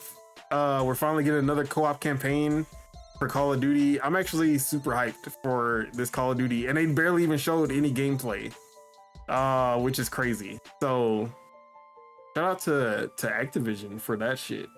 Would I have ended the show with that? No, but I'm thinking back to what they showed. I'm like, what else could they have ended the show with? And I guess Clockwork Revolution, but they kind of ended the show with Clockwork Revolution in 2023, I think. So I guess they didn't really want to do that again. So I'll take Black Ops 7, I guess. Bro, I loved this reveal because of how mad it made fucking like people, bro. It was so funny to me because it was like, of course they're gonna do this as their last big thing because it's like the biggest money maker for them. Like that's how I thought after I seen it, you know. I don't think that's what it was. I just think that it was just that good of a trailer that they were like, we're gonna surprise people just because no one expects this to be Call of Duty. Like when you're watching that trailer, like Call of Duty's the last thing that pops up in your head because of how different it is from any Black Ops game. It's just a whole different vibe altogether. Yeah. Plus, who the fuck is expecting Black Ops 7 right after Black Ops 6? Yeah. So yeah. That's crazy. But, yeah, no, that was an insane reveal, honestly. 8.5 for me. But 8.5? Yeah. I just because it did not hit the highs of last year. Like last year was perfection. I gave that one a 10 out of 10. This one didn't. It was good, but it didn't come close to last year's, for sure. But I guess I didn't talk about the directs. Outer Worlds 2 sold me. The Outer Worlds 2 direct 100% sold me on the game. That game looks like it's gonna be an insane, deep RPG, way deeper than Outer Worlds 1 was. It seems even deeper than Avowed is. So I'm excited about that. But the fact that we got a Grounded 2 direct surprise when they announced Grounded 2, yeah, Grounded 2 is my game of the year, bro. I don't care. Even in early access, I'm still gonna say that's my game of the year. You can mount the fucking bugs, bro. Like we're so in. Yeah. So yeah. And you can explore the neighborhood. Exactly. How do you feel though? Yeah. Bro, and so I don't know if it was last year that I said this, but I was like, whatever showcase they show Final Fantasy, I'm gonna automatically give a high score. So So this, I'm not gonna give this the perfect score, but I'm gonna say this a 9. Okay. I'm at a 9 with it because, like, there's only a couple lulls. Like the one lull was, or it was like a block, right? It was like when they showed off Sea of Thieves and they showed off like Fallout 76, and then they showed off Elder Scrolls. That was literally it. Oh, and then I guess the what's that tactics? It's not a tactics game, but Age of Mythology. Yeah, that one. I would add that as a lull for me personally, but outside of that, dude, like, bro, and the Super Meat Boy 3D, a freaking 3D Super Meat Boy, a platformer. Hopefully, it's good. That'd be sick. And then there's some platforming elements, and then they what's it called, in Keeper, with like the tower. It was like they showing it jumping and stuff, so they even have some platforming elements in there. Planet Alana 2, a little indie gem. Persona 4 remake. Bro, they killed it. I'm at a 9 with it. Okay. So yeah, and then as a whole, do you think this one exceeded last year, or do you think last year as a whole was better? I would say last year was better. Yeah, I think the only show that was better than last year's was PlayStation's. Because last year's State of Play was ass, in the May one that they had. Even though it wasn't the same week, I'll count the May, because it was like late May. That shit was ass, a 2-pack ass. And this one was actually pretty decent, so I'll give them that one. But the Summer Game Fest and the Xbox Showcase did not meet the same quality level. But yeah, that is the roundup for Summer Game Fest week. All the showcases, all of that. We have live reactions up for those on the channel if you want to check out our live reactions and impressions of the shows there. But let's go ahead and just a couple of news. We're going super long, so I'm not gonna do all of these. Sure. But here's Holy shit, we have. here's a little PSA. We talked a little bit about this. If you're having a Switch 2 battery indicator display where it's show like your battery is draining super fast, that's probably not actually true. Your battery is not actually draining fast. It's just a glitch with the indicator. So an easy fix is to power off your console, press and hold the volume up and down buttons, and then power on the system. Keep holding plus and minus until you enter recovery mode. Then press the power button to turn it off. Now the console will display the correct battery percentage, or at least that's what it should do. You said that it didn't work for you? No, I wouldn't say it didn't work, but my percentage stayed the same. Okay. But I will say, like, I was having this weird issue where, like, I do have like the 90% toggle on, where it stops charging at 90% when it's on the dock. Yeah. But I noticed, like, when I did do it, and then I would like just like leave it on overnight and then pick it up from the dock, the battery percentage would say like 83 or 84. So yeah, it says around 90. It doesn't say that it's just gonna stop at 90 every time. Yeah, for sure. But that's the only thing I noticed. But after I did that, and then I docked it, and then I left it, and I picked it up this morning, it said 90%. So okay, that's good. Maybe it did change, but I don't know.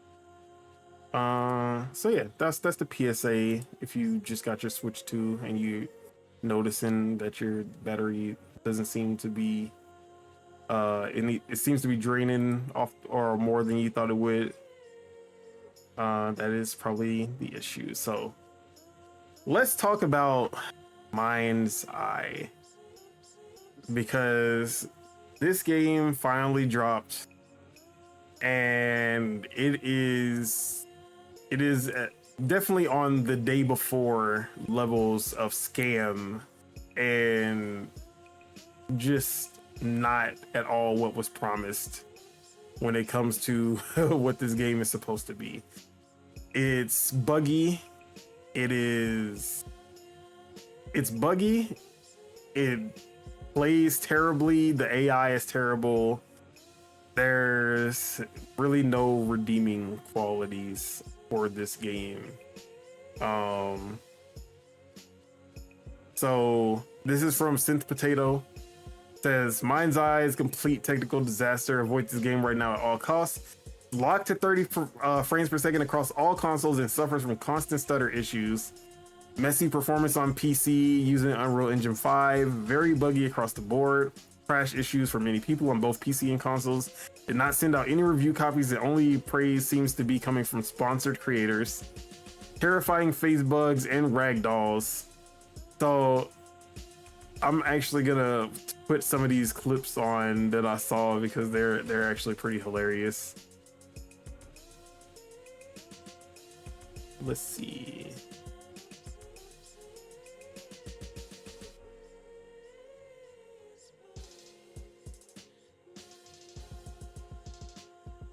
So this is him shooting at civilians, and then the civilians are shooting back, but they're like, the AI for the civilian is so terrible.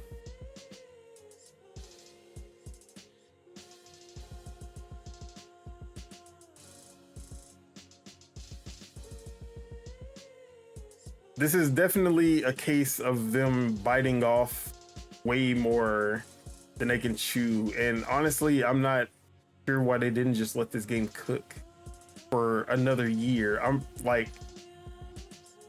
this game isn't a long game at all. It's supposed to be a very short experience, but which is why I feel like if they just let it cook for another year, maybe a year and a half, 2, this game could have been at least decent, I guess, or at least not a technical disaster, you know. I don't know what the rush actually was for this game, like why they needed to get it out so soon. So that's one of the clips. This one is actually a lot better.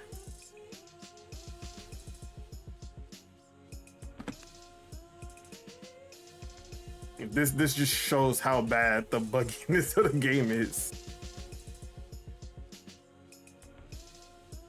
So yeah, I didn't have too high hopes of this game, but I thought it would be at least decent.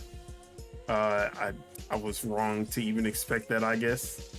But yeah, this game is a complete, like, I wouldn't say Cyberpunk level, because at the end of the day, Cyberpunk had a decent enough foundation that if they would have fixed everything, it would have been a good game. I don't think this one even has that.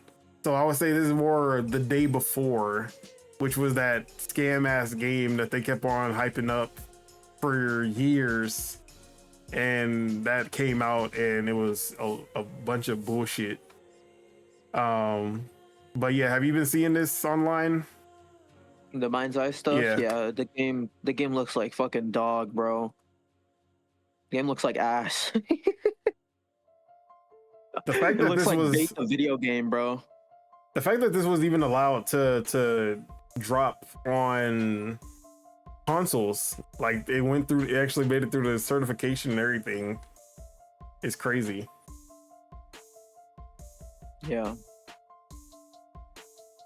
But yeah, another botched AAA. I would think this is AAA release. Nothing new, honestly. Let's move on to another quick topic. Let's talk about the Switch 2, specifically about Koei Tecmo's producer Takuto Edogawa, who said, "There are a lot of characteristics when it comes to raw computing power, so it's difficult to generalize. But I think it can be thought, at being the Nintendo Switch 2, can be thought of as closer to the Series S than the PS4. But didn't Digital Foundry just tell me that the Nintendo Switch 2 was just the PS4? Am I tripping? I thought Digital Foundry was the end all be all, and not developers. I thought we don't care about what the developers say. We only care about what Digital Foundry says. Am I wrong in my assessment? You're, bro. Digital Foundry's been fumbling, bro. I don't know.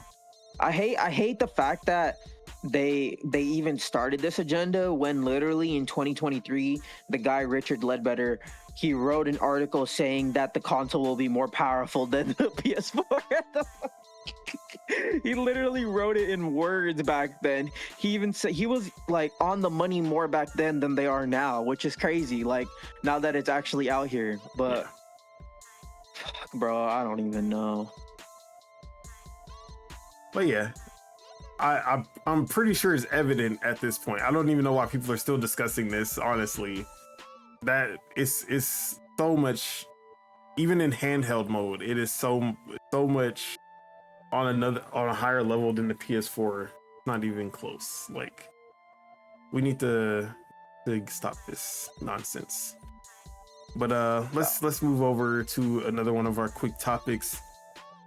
Phil Rogers, previously CEO of Eidos Montreal and CEO across Square Enix's Western business, has now been appointed as the new CEO of Embracer Group, effective August 1st.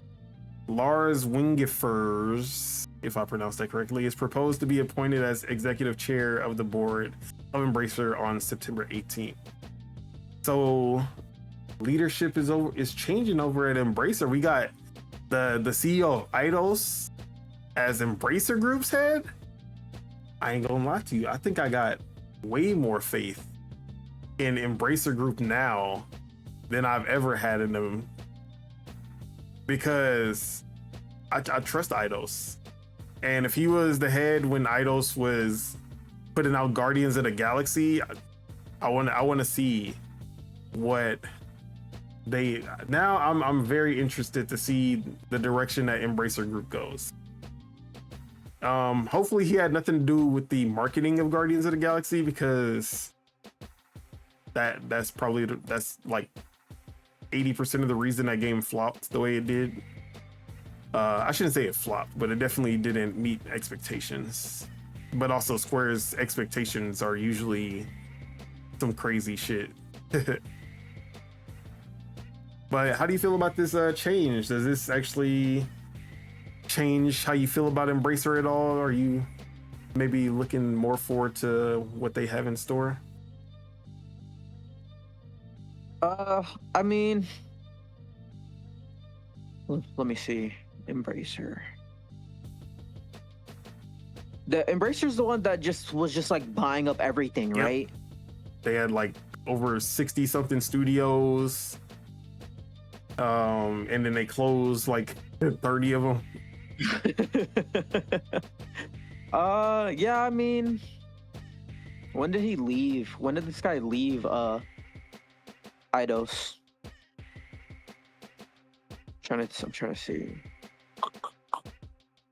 I mean, yeah, I'm optimistic about it. If I like Eidos as a developer, I think they're super talented, especially with the Shadow of the Tomb Raider game. I thought that game was just as good, if not better, than the previous ones. So yeah, this is cool. Trying to see what some of their recent game releases are, but I know Saber is a part of Embracer Group, and they dropped Warhammer, which was really good. Space Marine 2. Yep. So if they can capitalize on Saber, I feel like that's one of their best developers. Crystal Dynamics is kind of just helping with Perfect Dark. I don't think we have anything planned for them as a plan from them as their own separate project. Same with Eidos. I don't think we have any games from Eidos besides them helping with Fable and helping with Grounded 2, which we heard in the direct. Mm-hmm. So yeah, I'm tentatively excited to see what they, or like if Embracer kind of steps it up from here on in terms of quality. Okay. So that's our quick news, or I guess this one is also going to be pretty quick. Let's get into a big one. So Nintendo Switch 2, the little console that everyone doubted, is now the fastest selling Nintendo hardware ever, according to Nintendo. After selling over 3.5 million units worldwide in its first 4 days, it is the fastest selling Nintendo hardware ever. But you know, Nintendo's just being modest, because not only is it the fastest selling Nintendo hardware ever globally, it is the fastest selling console, handheld, or whatever you want to call it. It is the fastest selling hardware, gaming hardware of all time. 3.5 million in 4 days. And to put that into perspective, let's look at what the recent the ones who just held the record did. So the PS5, it took them 3.4 it took them 1 month till 3.4 million, and they had 4.5 million in around 2 months. Then the PS4, which was the record breaker, or I think they held the record, if I remember. I can't remember if it was PS4 or PS5, but it was one of them. They sold 1 million in 24 hours, 2.1 million in 15 days. And then comparing it to the original Switch, they sold 2.7 million in roughly 1 month. So, is this actually a sign of success, or did Nintendo just actually have stock for once? What do you think?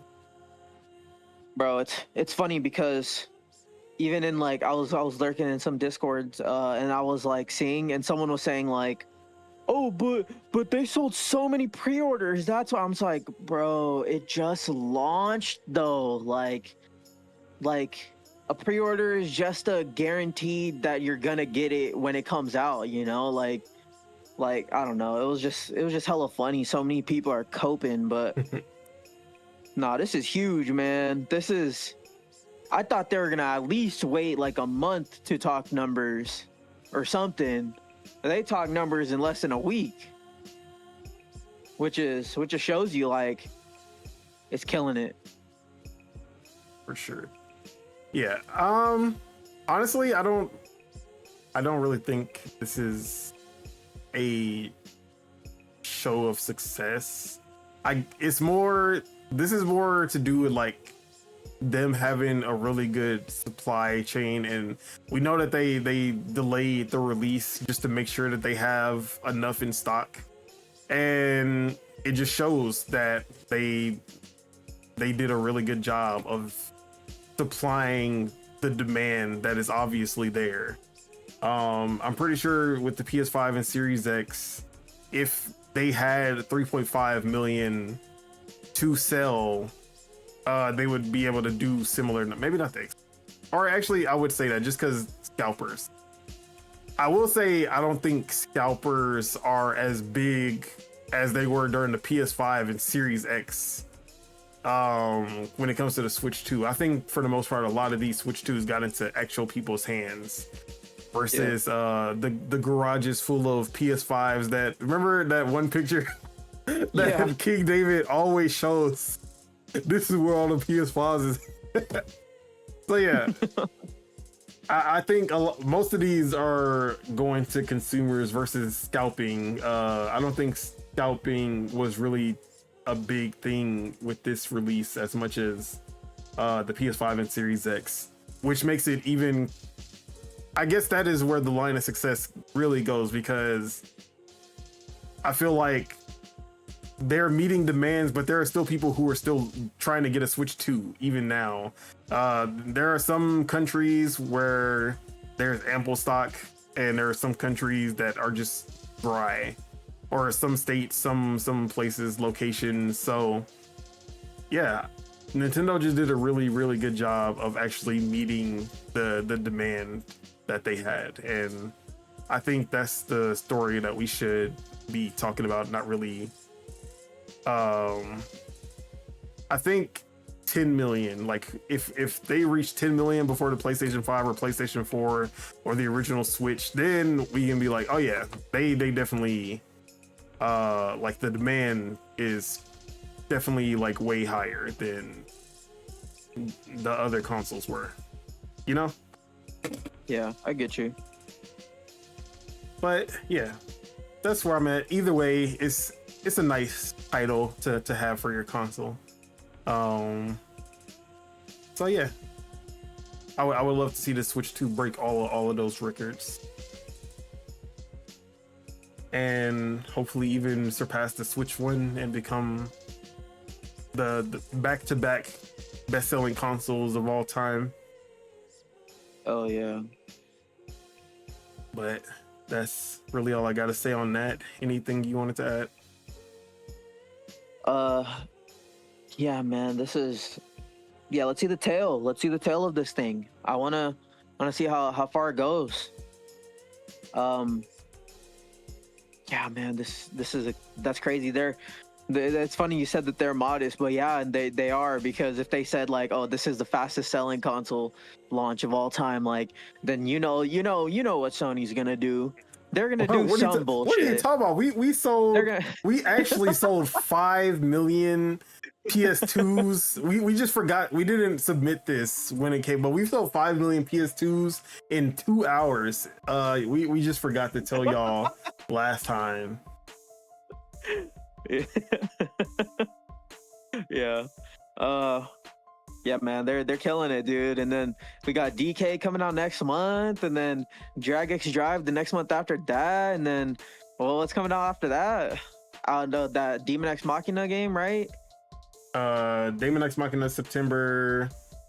August could be either Kirby or Metro Prime. I would say Metro Prime because we've seen a lot more gameplay of it. I think Metro Prime is that August-September launch, and then October is Pokemon. November would probably be Kirby Air Riders, and maybe December is Hyrule Warriors. So yeah, they definitely have enough games that they can spread it out for the rest of the year. 1 or 2 games per month. And we have one that might actually be coming out this year as well, that was surprise announced in the Nintendo Today app of all places, and that is Splatoon Raiders, a new and first Splatoon spin-off in the Splatoon universe. And this will center around a mechanic adventuring with Deep Cut, who were the idols of Splatoon 3, to the mysterious Spear Halite Islands. And this seems to be like a narrative adventure versus it being a multiplayer title like Splatoon 1, 2, and 3. But yeah, this trailer looked really cool.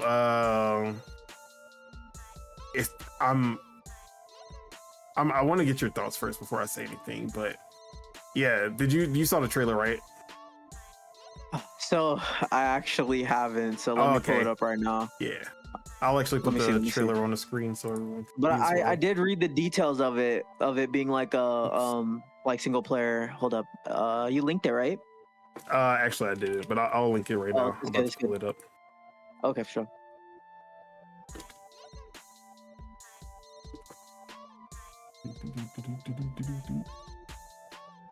Actually, I don't even think they called it Splatoon Raiders on the video. They just said research report from Squid Research Lab.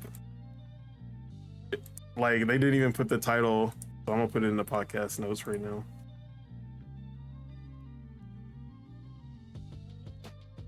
All right, so oops, I did not mean to do that. Damn. So here it is. you get to see Deep Cut.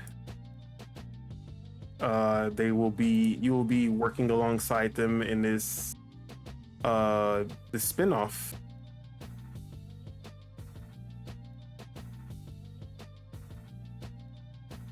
Now, this is something that I have always said, because the Splatoon universe is amazing. It's super rich, but you don't really get to see much of it. Like the single player the single player story and everything is good, but for the most part, they don't really go too far. Like when it comes to the story, it's usually about the characters, and it's usually the same premise every time. It's the light fish or whatever they're called have been stolen, and you got to get all the light fish back. But they don't go deep enough, honestly. But I've always wanted games set in the Splatoon universe that aren't multiplayer focused, so that they can really dig deeper into the universe, you know?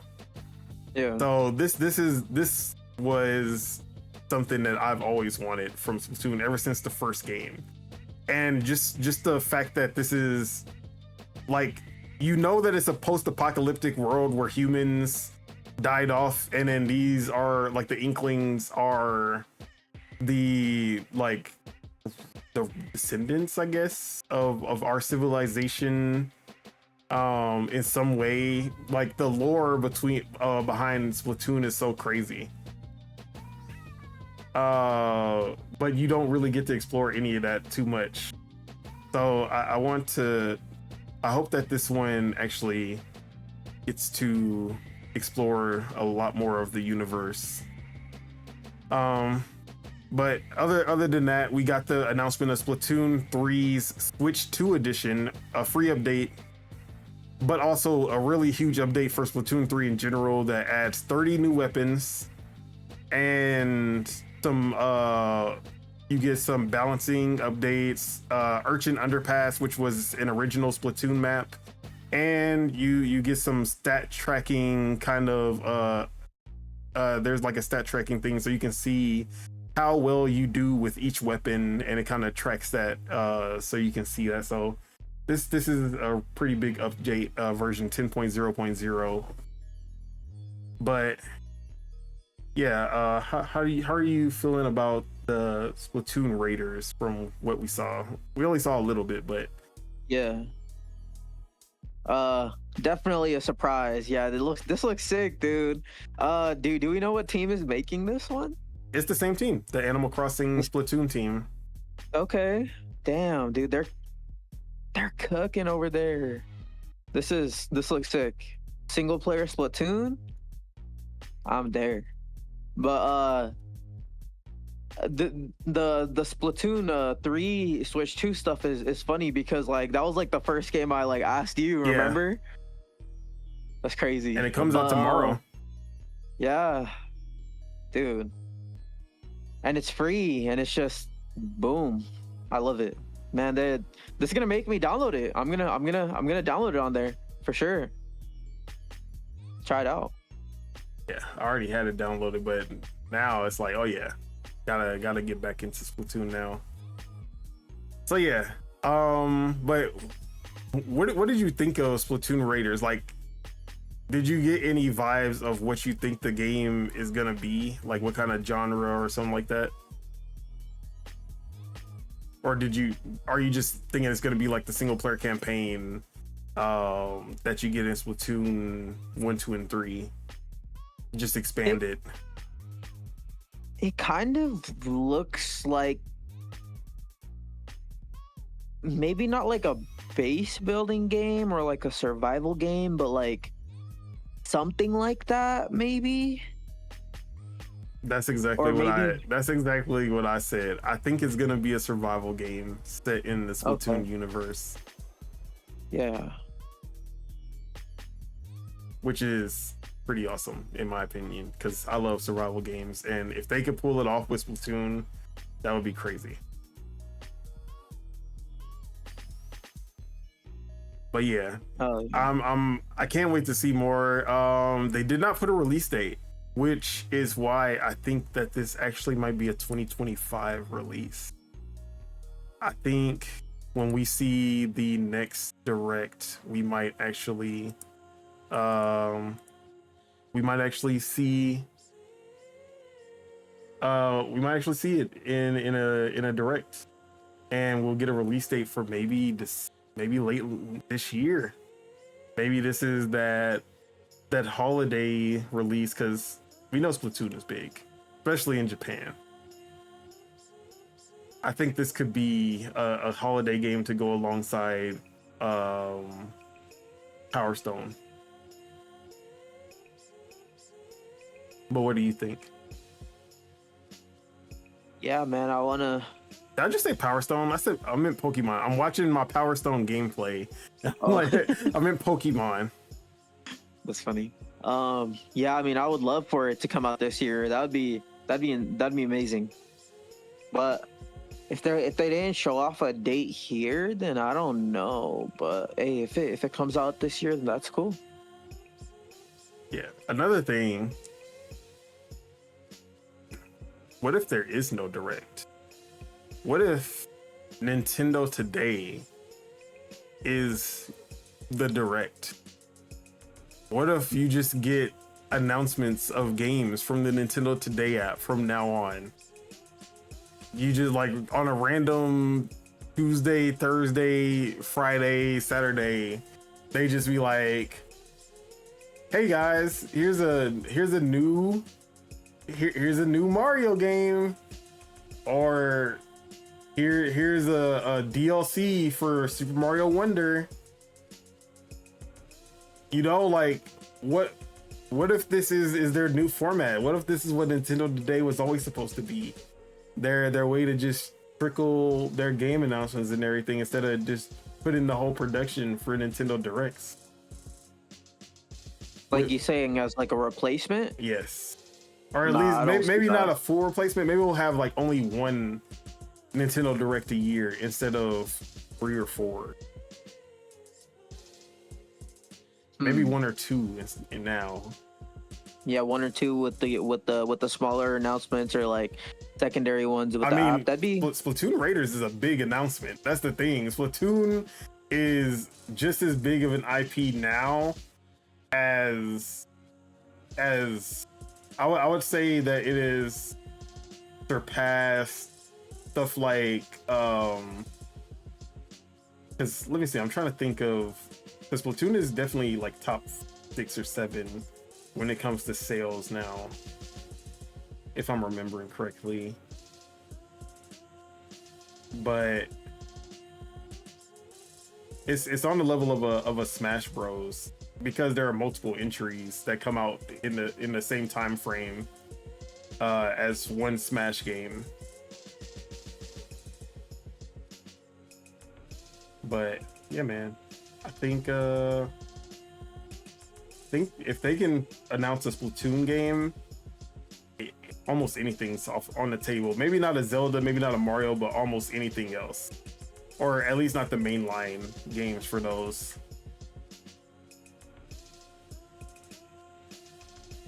But I think Nintendo Today is going to be way bigger than people expected it to be, based off of this.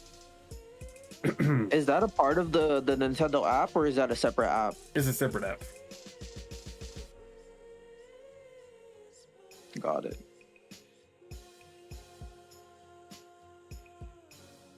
But yeah, that is it was just crazy to just look online and just see a tweet talking about, here's this Splatoon spin-off game.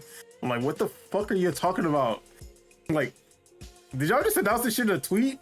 And I see that they announced it in the Nintendo Today app of all places. I'm like, bro, what is going on in the world? So yeah, Nintendo is being extra different this generation. Yeah, they are.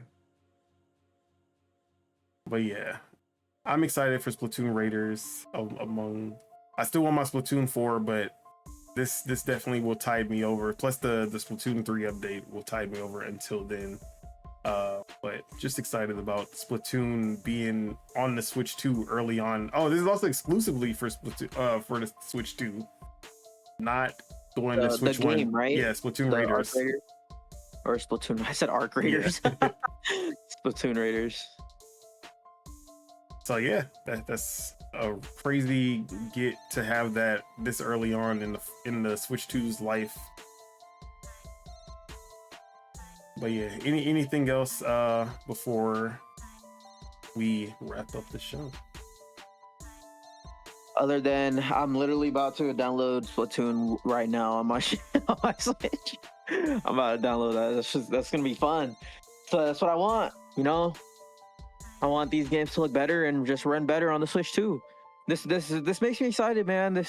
I feel like they could do so much. It's like maybe a next Xenoblade announcement could just come with like, oh, now it's Switch 2, and yeah, and now with this only coming 2 days after the launch, I think these announcements for the games that we're really looking forward to, I think they're gonna be super quick. Like they're not gonna take super long to come out with these updates. At least the free ones. Sure. Yeah, man. I'm excited, dude. I'm excited. This is sick. Keep them coming. All right, and with that is it. That is all we have for you guys today. Thank you all for tuning in and all the people leaving comments in the chat. We do appreciate your support. Make sure you guys hit that like because we love you guys and it helps us grow this channel. If you're not subscribed, you enjoyed the show, make sure you guys hit that subscribe button so you can stay updated for when Dual-Wield premieres. The bagels, it's been a while, but we ran the gauntlet 4 hours plus. Appreciate you for talking games with me. Where can we find you? What you got going on? Yeah, I've been just drowning in work and stuff, so I haven't been streaming, but you guys can still check me out. There's twitch.tv/Subegels. Where else am I at? YouTube, same thing, Subegels. Twitter, Subeg Dollywall. But yeah, I just been grinding, man. I've just been grinding, just trying to get through it. No doubt. As for myself, Don Otaku, you can find me on Twitter at PastaFeet, F3ET. You can find me on Twitch, maybe when I can get a reasonably priced Switch 2 dock, so I can hook it up to my PC and stream. You'll find me more on twitch.tv/DonSolo. But until then, I'm not paying that $120 for the damn the official Switch 2 dock. And I don't. So I want. There are some docks like the Genki has the dock that's like this one. Where is it? Like this one. That's just a brick, and you plug it in, and you plug in the HDMI and you plug in the USB-C, and you're able to dock the Switch like that, right? The only problem, the Switch 2 has a fan now. Obviously, the Switch 1 didn't, so you really didn't need the dock. But now this one has a fan, so I'm like, how much heat is it gonna put off without that fan? If I just get this brick and try to do it with the Switch 2.